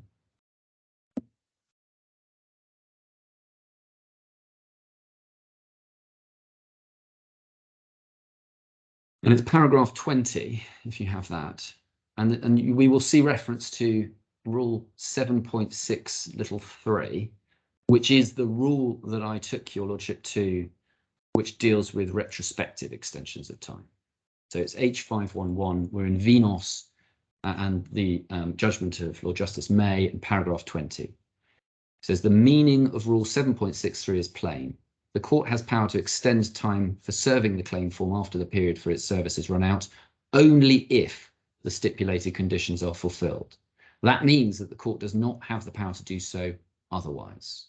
The discretionary power in the rules to extend the periods and refers to 3.12a, which you will find in part 4 of our rules, does not apply because of the introductory words. By those he means only if. The general words of 3.10 cannot extend to enable the court to do what rule 7.63 specifically forbids, nor to extend time when the specific provisions of the rules, which enables extensions of time, specifically does not extend to making this extension of time. What Mr. Vinos in substance needs is an extension of time. Calling it correcting an error does not change its substance. Interpretation to achieve the overriding objective does not enable the court to say the provisions which are quite plain mean what they do not mean, nor that the plain meaning should be ignored. Just a couple of other things to note over the page. Same paragraph, it goes on, just at little b, you will see the Lord Justice May then goes on to look at the sort of wider policy question, why do we have this rule at all? So he says, if you then look up from the wording of the rules and at a broader horizon, one of the main aims of the CPR and their overriding objective is that civil litigation should be undertaken and pursued with proper expedition. And then talks about how the criticism may be muted in this case, but if we go down to D, there is nothing unjust in a system which says that if you leave issuing proceedings to the last moment and then do not comply with this particular time requirement and do not satisfy the conditions in 763, your claim is lost and a new claim will be statute barred. You've had 3 years and 4 months to get things in order. So the complaint there was that the combination of the time provisions and limitation periods, prescription periods, meant the claim was lost. That's not the case here. We say there couldn't be another claim for various reasons, and if they try again, it'll be a shame, but there we are. But the point is that there's nothing unjust about having strict time limits, and you need them when you're dealing with claim forms. That line of authority has been challenged again and again and again, but those basic principles have been applied, and we've put in the most recent Court of Appeal decision from England on that, which is from this year. And you'll find that's ideal shopping, and the relevant passages. I can take you to them if you like, but the reference is H396, paragraphs 145 to 146. And they deal with the rules, and they deal with. Oh, I should also. I'm so sorry. In the case that we were looking at, Vinos, I should have shown you the dicta of Lord Justice Peter Gibson. But I'll give you the references because I didn't take you to it. We don't need to go back. It's H513, paragraphs 25 to 27. And essentially what he said was, well, all you have to do is look at the rules. And it's so obvious that if you have a specific rule that says you can have an extension only if, then of course you can't go around it by using other more general rules. And the point, the underlying point of it all is that the time limit to serve claims is an important part of regulating the process.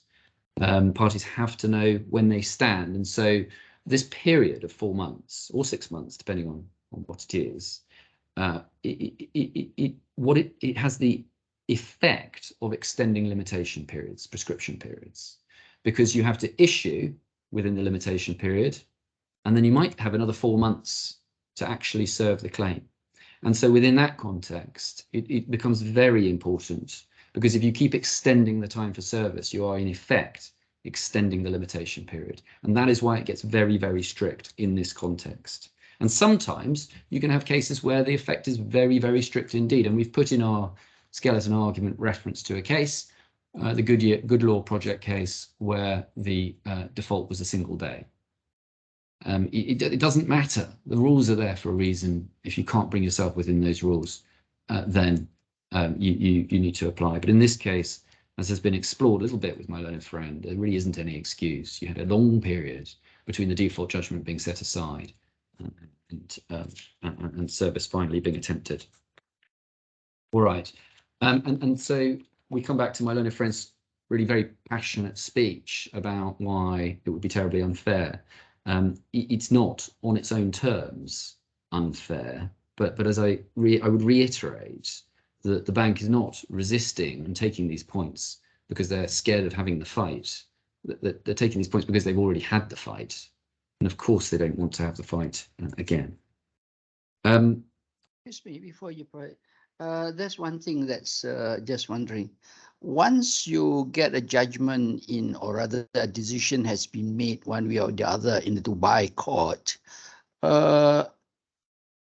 would this principle of res judicata, not truly a res judicata, but are you prevented from taking trying your luck again at another jurisdiction? Yes, so I'm not sure about the law. I want to ask you what the law is. Yes, so you're right. That is the position. We took this point below, and the judge didn't need to deal with it because he decided that he could decide the issue on various other points. So we didn't put in a respondent's notice on it because it was unnecessary to open up another front. But the relevant provision is Article 5A4 of the Judicial Authority Law. You find it H405. H405. But my understanding, the case was not determined on merits in the Dubai court because it was withdrawn, right? No, it was determined on the merits. It was determined on the merits. So my learned friend gave rather confusing submissions about this, which were not accurate. There is a decision in the Dubai courts dismissing the claim. What happened was, just to give you the sequence, and I can take you then to the documents. Claimant brings the claim, same claim, in the Dubai courts. The court then appointed an expert to look into it. The expert issued the report, and the report says there's no liability here because this is, in effect, he said, an execution-only contract. And so then the claimant sees the report and makes an application to discontinue or withdraw the Dubai court claims. That application is refused. So the Court of First Instance refused the application. Well, my own friend's putting his hand up and he can make his submissions, but I showed you already. I showed you already the provision of the judgment where they say that. Mr. Tom, I just this is where I get lost a little bit. The appellant claim before the Dubai court based on the contractual agreement or based on another ground. If it is contractual agreement, that means they've seen the agreement before, not during the proceeding of. We don't have a lot of evidence about what was put in front of the court. No. I mean, when your client received the claim, but that claim was based on what? In contractual agreement or? This is the only relationship between the parties. So it was based on this agreement. But did they produce the actual contract? I don't know, to the court. There's only one relationship between the parties. It's governed by the contract, which we've been looking at. Nobody says otherwise. Yeah, in another meaning, when your client received the first pleading from the claimant, from the appellant, before the Dubai court, that in that pleading was any document related to the agreement itself, where they say they've seen it later on and they changed their mind because they've been then. This is what he was saying, the counsel. He's saying the client, after the expert report, or after the expert give his evidence, then they be aware that there is a clause which is said the IFC court has jurisdiction, not Dubai court. Yeah, this is where I get lost here. This is we don't accept that for a minute.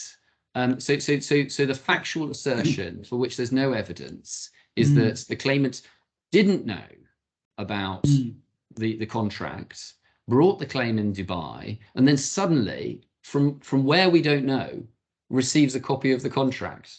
When do they receive that copy of the contract? It's not explained. Where does it come from? It's not explained. There's no evidence for any of this. Now, what we do know, though, in the sequence of events, is that the decision that was taken by the claimant to try to withdraw her claim comes after the expert says you're going to lose. And so my Lord Peter Gross is absolutely correct. So Peter Gross is correct. In a sense, it doesn't matter. It's about the terms of the agreement. It's about the terms of the rules. But what the picture that's trying to be presented to you is that there's some sort of mistake being made, and somehow they were driven to this. Even if they had discovered this clause after they started the Dubai court proceedings, so what? Everybody's gone all the way to judgment. It doesn't make any difference. The clause doesn't require the claimant, even if it says the claimant can do it in the Dubai court. Well, she's chosen to do it somewhere else. The fact that she doesn't know about her right, she signed the document. The fact that she says later, I didn't know I have this right to go to the DIFC courts. So what? But that's dealing with my learned friend's submissions on their own terms, for which there is no evidence.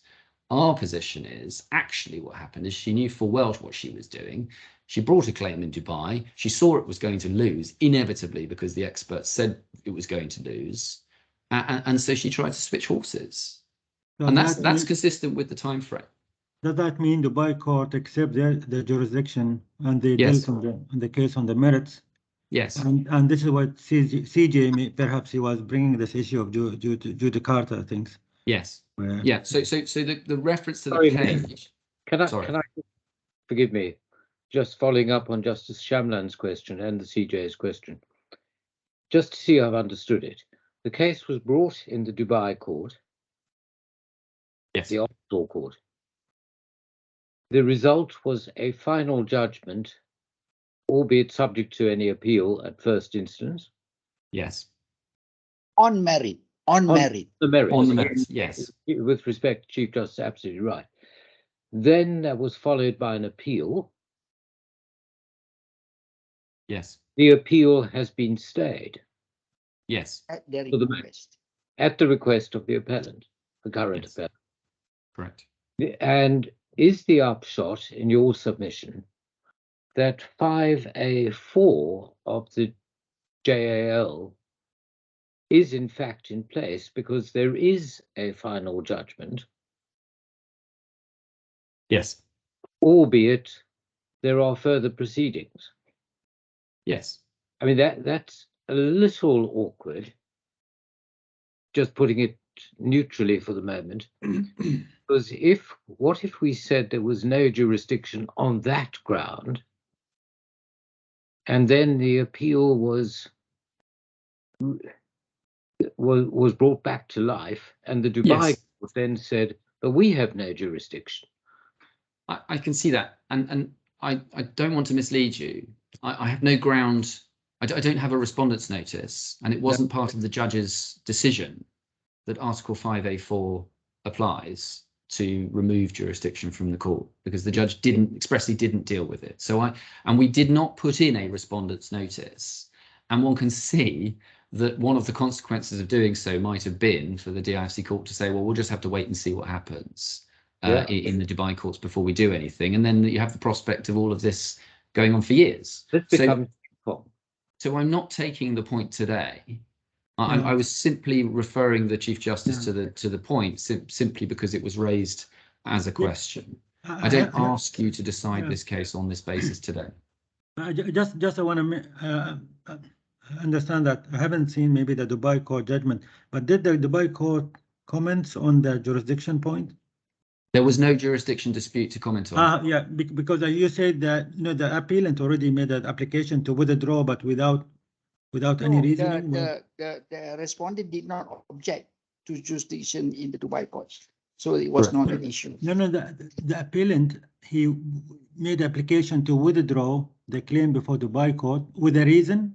Did he say we don't have a jurisdiction? You are testing the limits of my recollection, I'm afraid. We are now at E67, where this is all dealt with. Sorry to disturb you on this. No, not at all. I just not at want all. to understand. No, not at all. And that was an apology, not a complaint. It's E67, so you'll see the sequence is recorded there. I took you to it quite briefly at the outset, but we'll do it again.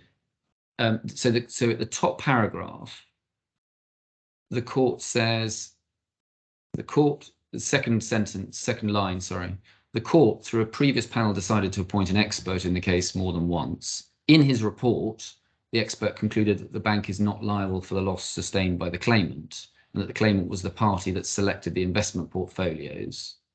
The claimant left the case for non-suit.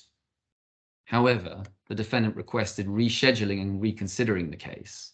The claimant affirmed abandonment of litigation and stated that DIFC courts have the jurisdiction to consider the case. The defendant objected to the abandonment of litigation and insisted on the consideration thereof before this court. The court decided to render its judgment at the hearing of today. And then goes on to say, you can see further down the page, second to last paragraph, it's established that the defendant gave its defence in the case, objected to the request for abandonment of case, and insisted on the consideration of the case, as the defendant has an interest to settle the dispute. Accordingly, the claimant's request for abandonment shall be rejected, and then goes on to deal with the merits of the claim. Okay, understood. So you see page E68 at the bottom. Yeah.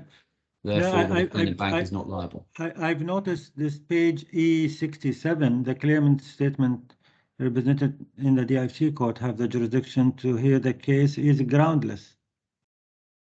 So this is page E67. Yeah. So does that mean the Dubai court already comments on the jurisdiction challenge by the appellant, right? Yeah. Yeah, it must be that. Sounds like that. I mean, there is final conclusion. You don't have a case. That's why the Dubai court is saying. Yeah, but the appellant appealed the Dubai court decision, and that appeal was stayed. Yes. Yeah, I mean, I think the way that it was decided, and I don't want to press this too far and get lost. The way that was decided is that the court says, upon reviewing the agreement, cause of action, it was clarified that the parties' agreement that the case may be filed before DIFC courts does not prevent hearing the case before any judicial tribunal. So I'm not sure that they have necessarily determined the question. Speaking against myself, I'm not sure they've necessarily determined the question of whether or not the DIFC court has jurisdiction. So I know I don't want to take an unfair point.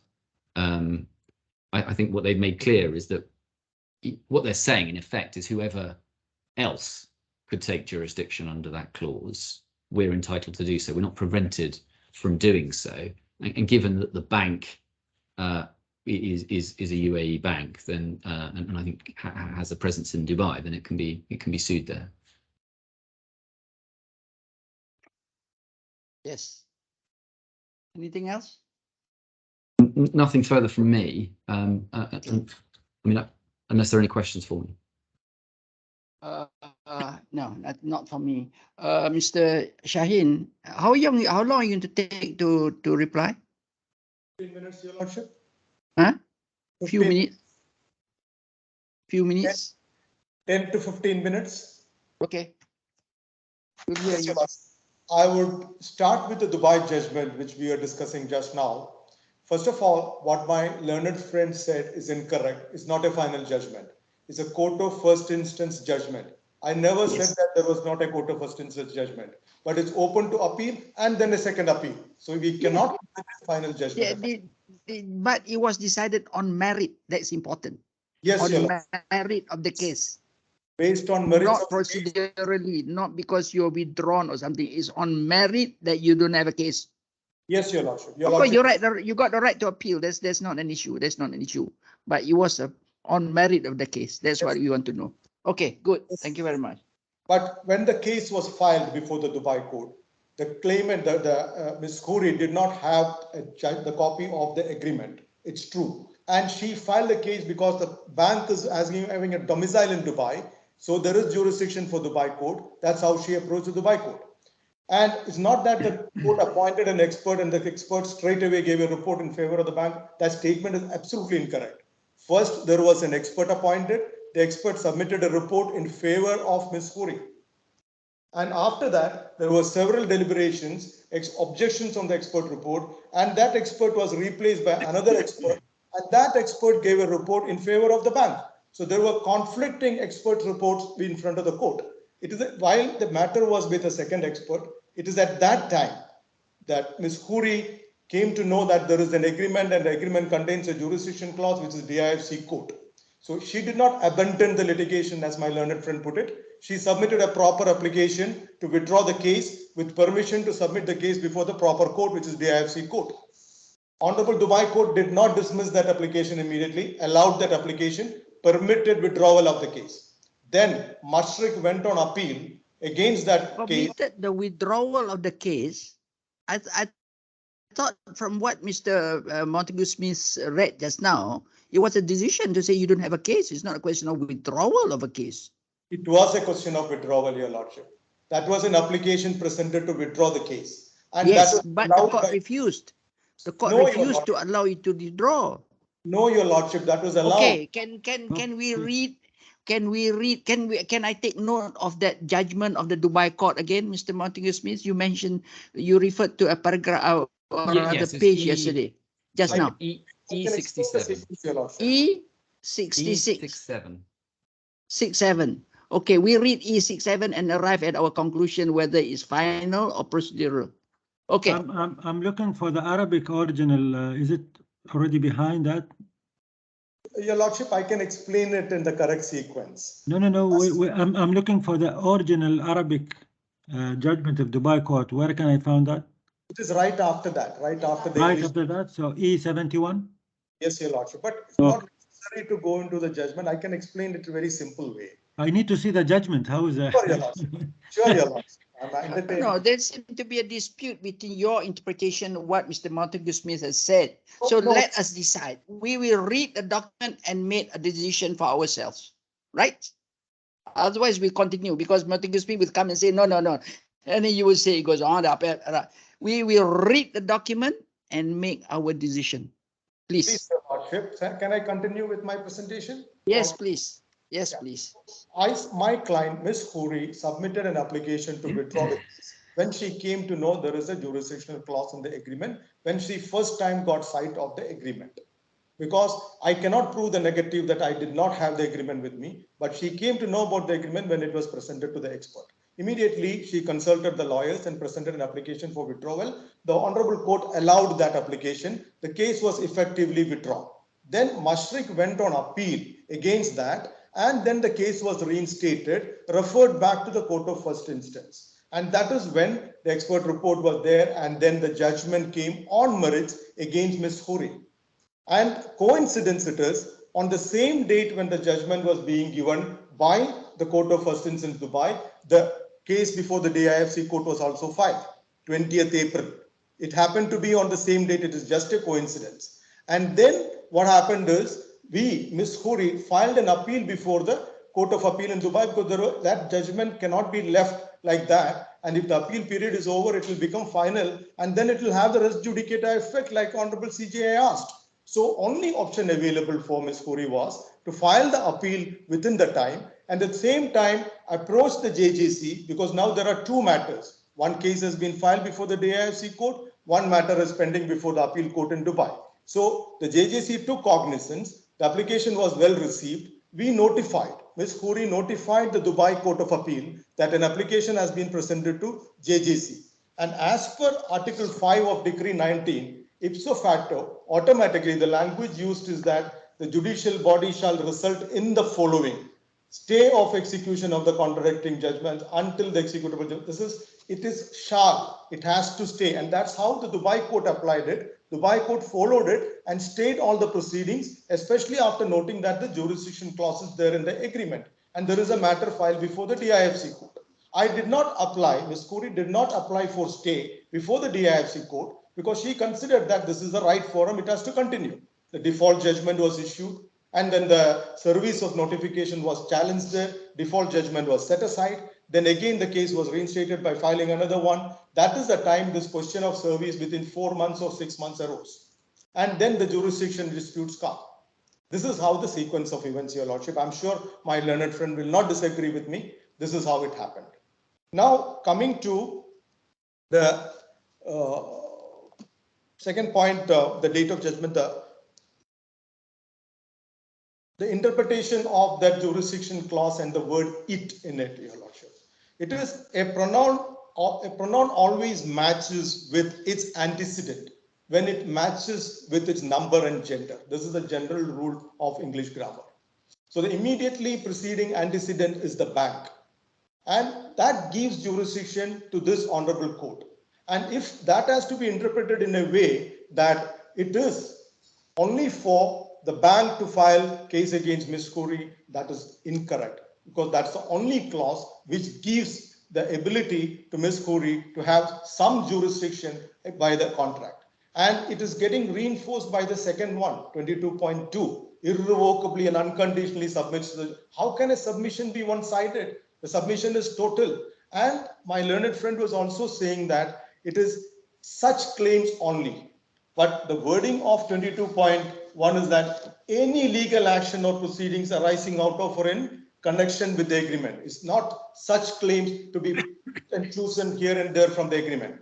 Anything which is connecting, any legal action or proceedings arising out of or in connection with the agreement. So that is very clear. Now, another statement my learned friend made is that the law part of it, applicable law part of it, I completely considered that doesn't give jurisdiction. I did not do that. Honestly, I did not do that. What I said is that alone is not determinative. That's what I said. But it has to be harmoniously constructed was my argument, because it followed by a jurisdictional clause. Suppose the jurisdiction applicable law clause only stated governed by DIFC law and nothing more. What my learned friend saying may be correct, okay? But here it follows by a proper jurisdictional clause and it is DIFC. So the three clauses, what about what's said about the applicable law, then saying about for the benefit of the bank, it is within the jurisdiction of DIFC court, that is actually for Ms. Khoury. And then the third one in 22.2, which states clearly that irrevocably and unconditionally submits to the jurisdiction of DIFC court. These three are to be harmoniously constructed. This is not standalone was my argument. The 3 points put together gives me no other option other than coming to the DIFC court. That was my strong argument there. It's not that I conceded just because applicable law is not determinative. That's a very big difference between the two. What I said and how I was misquoted. Sorry to say that. I don't think you were misquoted at all. I think you did agree with respect, or at least sorry, wait for me, please. I understood you to say that, and you weren't giving away anything, that merely because a contract provides for a DIFC governing law does not mean that there is DIFC court jurisdiction. 100% your lordship is correct. Well, that's, sorry, now just pause again. That's all Mr. Montague Smith said you conceded. No, but what he said is just because the DIFC law is DIFC law is the applicable law doesn't give jurisdiction is what I consider. That there's a difference, your lordship. No, anyway, there we are. It's exactly the same. There we are. That's not what I meant. What I meant is that standalone is not determinative. But when it is read with, because then if I say that I concede that. Don't worry, you didn't make any concession that was not inevitable on that point. Sure, your lordship. And if I say that, I had also argued that the most convenient forum, most able forum, competent forum to adjudicate a case when the jurisdiction clause is also clear. It is when the DIFC law has to be applied. It is the DIFC code. So I am relying on that applicable law clause. I'm not completely throwing it away. I'm relying on that clause to reinforce my arguments regarding the Honorable Court's jurisdiction. It's not that I give away that argument that the DIFC law has no relevance in this one. It has a big relevance. Stand alone, it is not determinative. This is all I said. There's a big difference between the two, Your Lordship. I'm trying my best to explain that. Now, coming to the asymmetric nature. Again, I'm sorry to say I was not quoted in the right way. I did not concede. I did not agree that everything can be asymmetric. Only thing I agreed is that the worldwide jurisdictional ability given to the bank, that particular portion alone is asymmetric. Rest of the clause are all applicable in the same way, symmetric way to both the parties. The applicable law, the jurisdiction of DIFC code, it's all applicable in the same manner to both parties is what I argued before. And asymmetric clauses, only the bank has the ability to sue me anywhere in the world. I cannot, Ms. Khoury cannot sue the bank anywhere in the world is what I said. So a very limited point which I said asymmetric clause is possible, and I explained the context, my previous experience working for the banks, the different nationalities, and everything I explained, but that is only for that limited purpose, not to make the entire jurisdictional clause asymmetric, as my learned friend tried to put it. So I have to clarify this, it's my duty to the court. Now, the automatic stay, which I said DIFC code should have stayed. See, it's not me. It's the law what says that it shall be stayed. The decree number 19, decree 19, clause number 5. So I was just quoting that provision and saying what is stated there. If I wanted that to be stayed, I would have submitted an application to stay the proceedings, which I have not done. And it is the same party who has done it before the Dubai court. So it was not an omission. It was a conscious decision that I did not want the DIFC court proceedings to be stayed.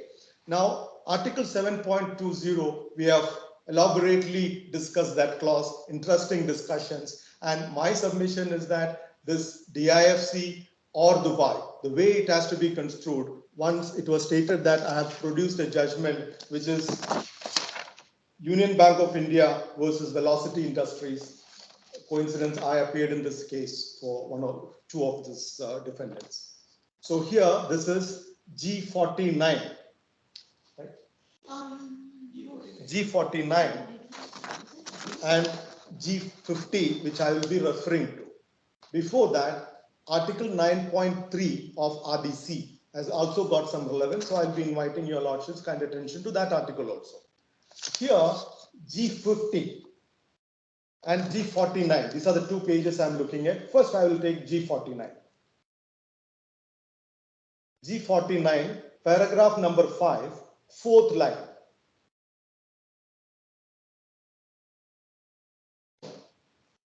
Yes. Paragraph number 5, fourth line. The claimant served the seventh defendant with the claim form, exactly on the point, the issue of service of claim form, at his Dubai address. It's very clear, seventh defendant, his address is in Dubai, and the claimant is submitting, claimant which is the bank, Union Bank of India there, submitted the claim form on the seventh defendant in his Dubai address. This is clearly what is stated here under paragraph 5, page number G49 in the judgment which I have produced, Union Bank of India versus Velocity Industries. Now, if we come to G50, page number G50, paragraph number 15, 1.5, the last two lines. Towards the end of the last but one line, the sixth and the seventh defendants, service address was not located within the DIFC or Dubai, and therefore RDC 9.3 does not apply. Despite the fact that Honorable Court has stated very clearly in paragraph 5, the seventh defendant lives in Dubai, his address is in Dubai, the claim form was served there. Same court, in the same judgment, paragraph 15 states that the sixth and seventh defendant service address was not located within inverted commas, within the DIFC or Dubai, and therefore RDC 9.3 does not apply. How can somebody say that this judgment is not relevant to this case? I had elaborately argued it before the lower court also, explaining this context, why this judgment is being produced. And now if we look at Article 9.3 of RDC. Subclause 4 of Article 9.3. The address for service given by a party must be within the DIFC or Dubai, and it goes on. So that is why that within the DIFC or Dubai, same language used in 7.20 subclause 1. And because the address is in Dubai and not in DIFC, the Honorable Court has clearly held in this case, Union Bank of India versus Velocity Industries, page G50, that the defendant, the 6th and 7th defendant service address was not located within the DIFC or Dubai, and therefore RDC 9.3 shall not apply. This is the closest one I could bring to the issue in hand. What's it got to do with our case? Because within DIFC or Dubai, the way the court interpreted is, the address in Dubai is not included within this definition of within DIFC or Dubai. I don't follow that at all. Article 9.3 so does not apply. So that is what happened in that case. I mean, I see what the judge said about it, and I'm rather with him. I don't follow what the judge in Union Bank was saying, and even less do I follow what it's got to do with our case. Because, Your Lordship, if Article 7.20 subclause 1 has to be my fault, yes. The 4 months, the address has to be within DIFC or Dubai. So somebody whose address is located in Dubai but not in DIFC is not considered within DIFC or Dubai in this judgment.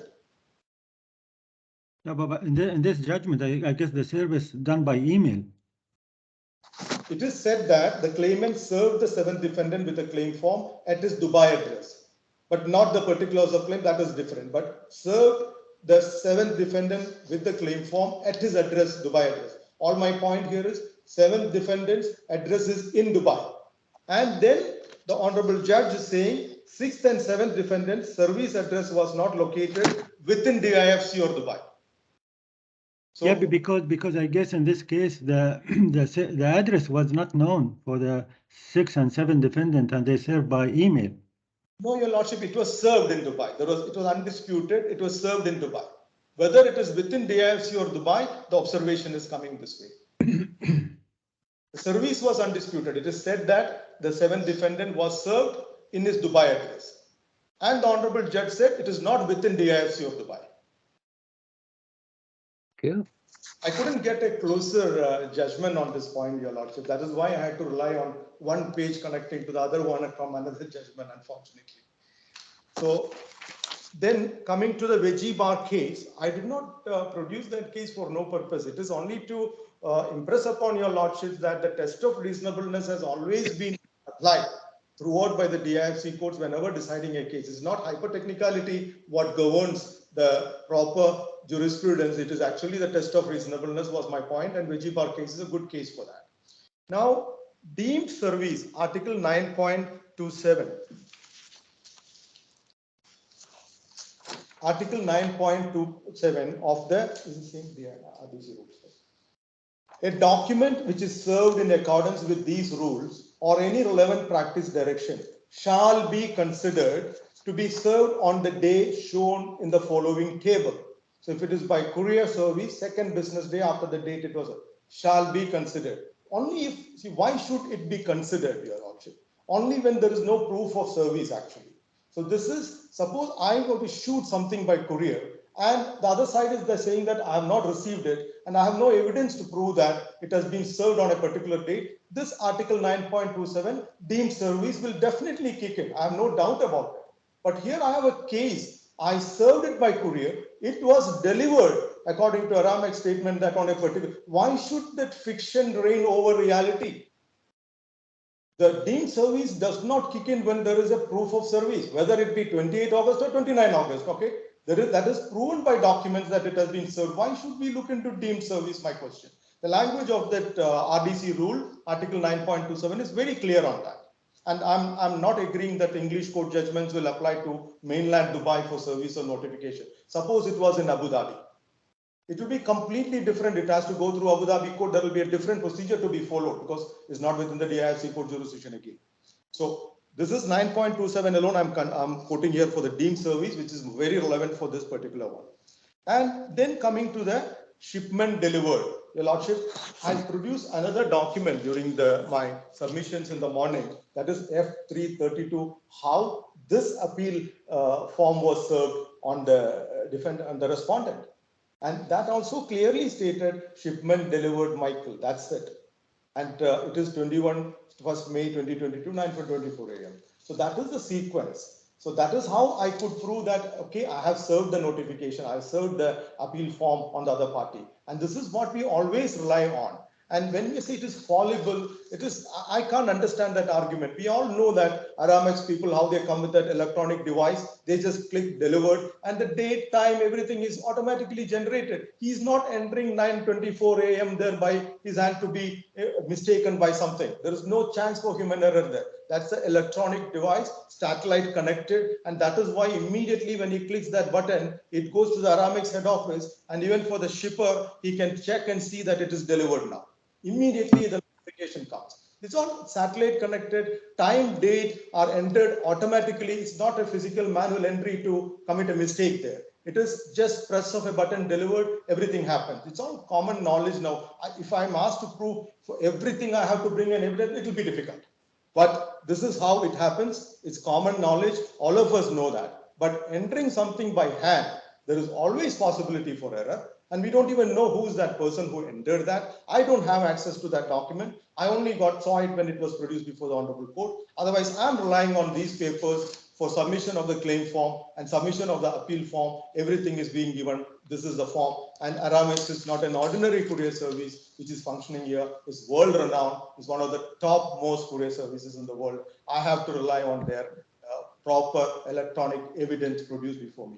And Electronic Commerce Act is also there in UAE since a long time, since 2006. Anything created by an electronic device is considered as good evidence. So I have solid evidence to prove that it was delivered on 28 August, and I don't have any doubt about it. Finally,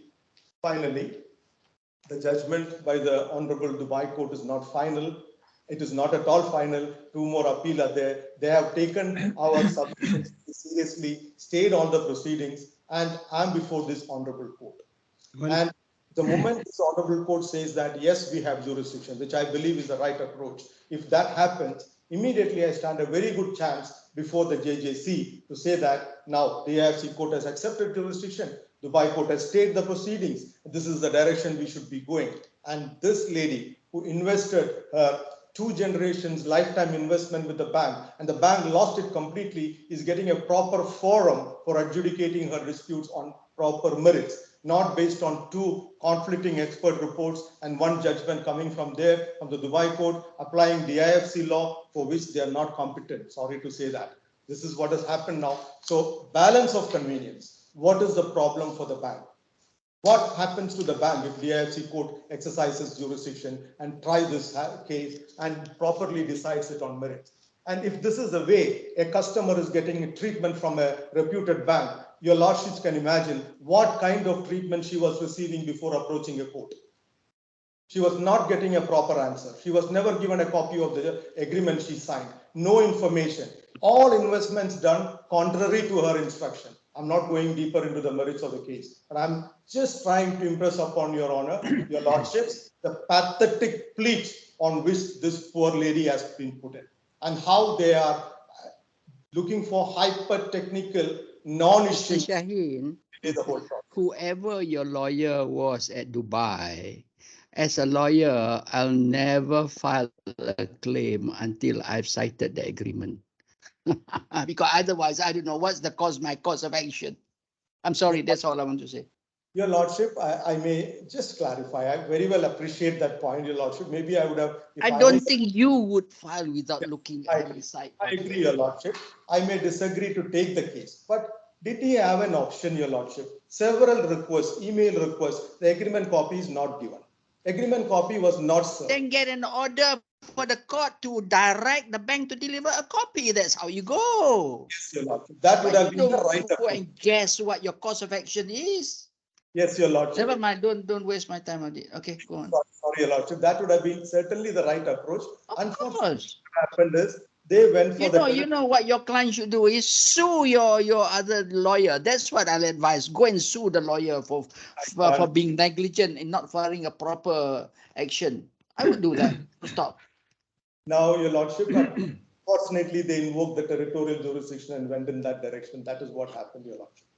But the moment we realized, the client, the poor lady realized that it is the DIFC court jurisdiction, she approached me. We advised her, withdraw the case immediately with your right preserved for submitting it before the DIFC court.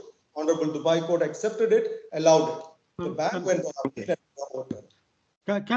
Can any both of counsel please help me to find out where is this Dubai court judgment? I cannot find it in the system. Sorry. I think it starts at page 63, E63. No, it's a pleading. No, Oh, I'm sorry. No, it's not the judgment. I didn't see the judgment. This is. Oh, sorry. I think it's. No. Is it E63? Yeah, You were told. I was going to correct this. You were told by my learned friend that it came after the translation. I think it becomes before. So E63. E63, yeah. Mahakam Dubai. Yes. Oh, thank you for that. This is now. All right. That's useful. Thank you. Okay. I just wanna.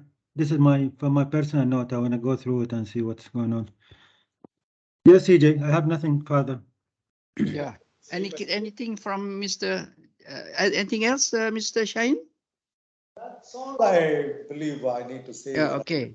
To be fair to you, to both of you, I've not made up my mind yet. Honestly, I've got a lot of things to read before we come to some form of conclusion. So. Both have got, yeah, one more thing. Okay. I forgot to mention. This is from the DIFC contract law. Contract law, DIFC law number 6 of 2004. Yes. This is Article 54. Interpretation against party responsible. This is the heading given.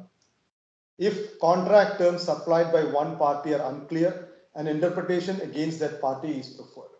So the contract. Well, that is the English principle. That is the English principle. How contracts of addition are to be interpreted. The contract was given by the bank for signature. She only signed on dotted lines. So if at all there is slightest ambiguity somewhere, whether it should mean the client or it should mean the bank, and all these interpretations are to be taken against the bank, because contra preferendum, Article 54, DIFC contract law number 6 of 2004. Okay, I realize that very much. So looks as if we have to. Oh yes, Mr. Montague Smith, you want to say something? Thank you. Sorry. So the reply ranged rather widely. I don't propose to come back on all the points that have been made. It was supposed to be a reply rather than introducing whole new arguments. Your Excellencies, your Lord heard about the Union Bank of India case, and I was going to direct you to that particular passage in the judgment below, which dealt with that and that particular question. But just for everyone else's note, that's at C25 paragraph 14, just for the other judges. So that's that you were taken to the Union Bank of India case, and a lot of argument was made about it. Quite where that goes is difficult to say, but I simply adopt what the judge says there. You were given quite a lot more factual evidence now about the processes of Aramax and how they go about generating documents. I don't accept any of that for a minute, but I just reiterate the point that it doesn't, on my interpretation of those documents, you don't have to get into one being correct and one being wrong. The likelihood is they're both right and they're consistent with each other on my case. And then finally, I was accused of misrepresenting the argument a couple of times. Once in relation to the impact of DIFC law, but your Lordship has the point that I think what I was saying was consistent with my own friend's case. He doesn't say jurisdiction arises where there's an agreement to DIFC law. He says that the agreement to DIFC law informs the construction, and I've dealt with that, so I won't do that. As to asymmetric, though, my own friends, again, under the misimpression that I misrepresented his case, my point was not that he had conceded that this was an asymmetric clause. My point was that he conceded that you could have an asymmetric clause within the context of DIFC law. And I don't think that he detracts from that. I think he accepts that position. As to the effect of the judgment, that Chief Justice, you say there's lots to look at. The way through all this is to look at Article 22 or Clause 22 of the contract. Yes, agreed. Because agreed. that's the answer to the whole case. And Well, if I'm right about sorry, your position, Mr. Montague-Smith, is we shouldn't decide the case on JAL 5A4. I can't introduce that now, no. So Right. yeah, I don't bring that. For my yeah. part. Thank you. So the result of that is, sorry. If that's right, then whatever happened in the onshore court, Dubai, is perhaps part of the history, but doesn't actually but doesn't help us to decide anything. Unless you see some merit in the reasonableness issue, at which point it might be relevant.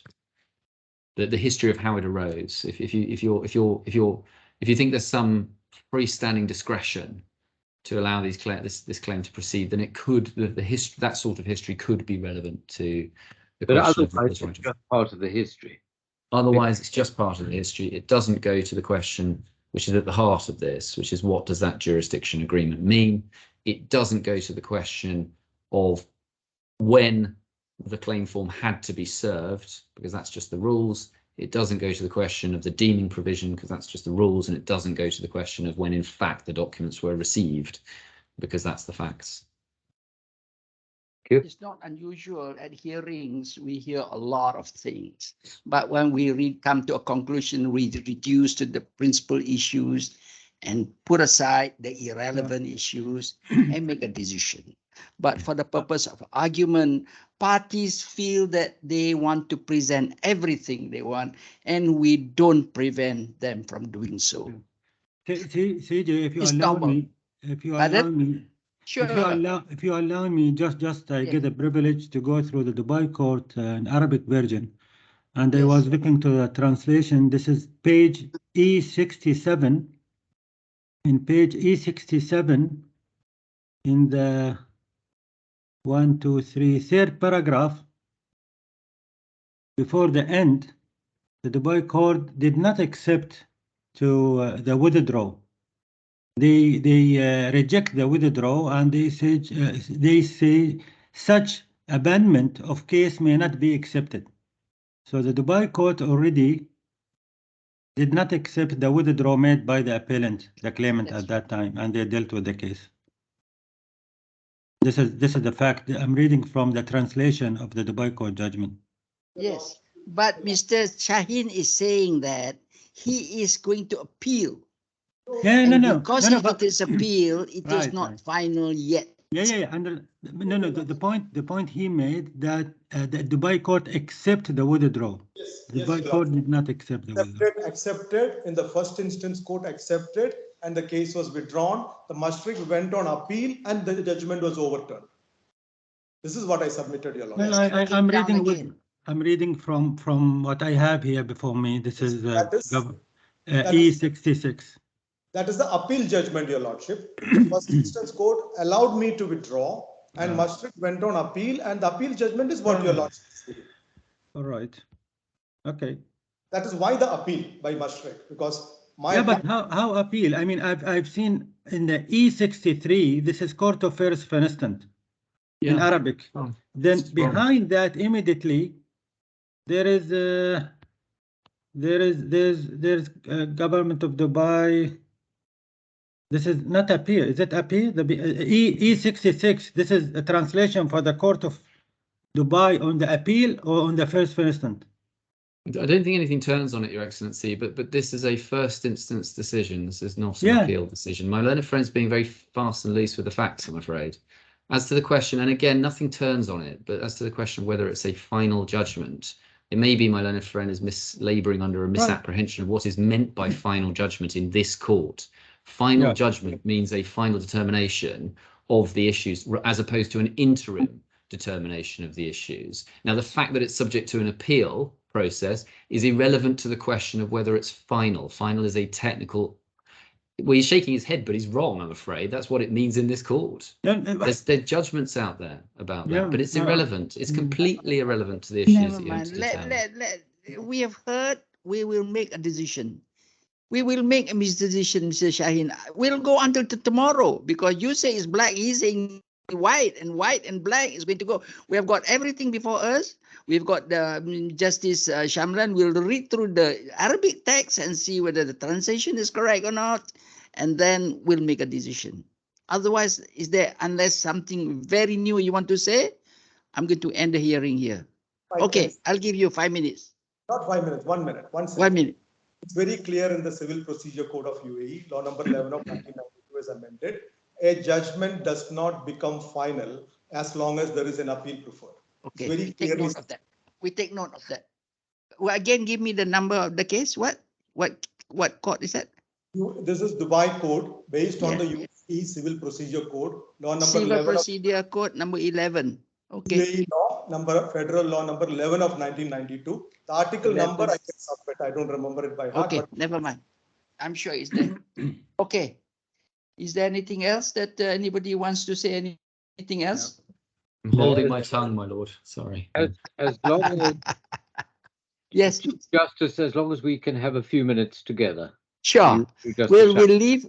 leave this link, and then we'll come back to another link. But for the moment, I'm sure all my colleague, my brother judges agree we will reserve judgment.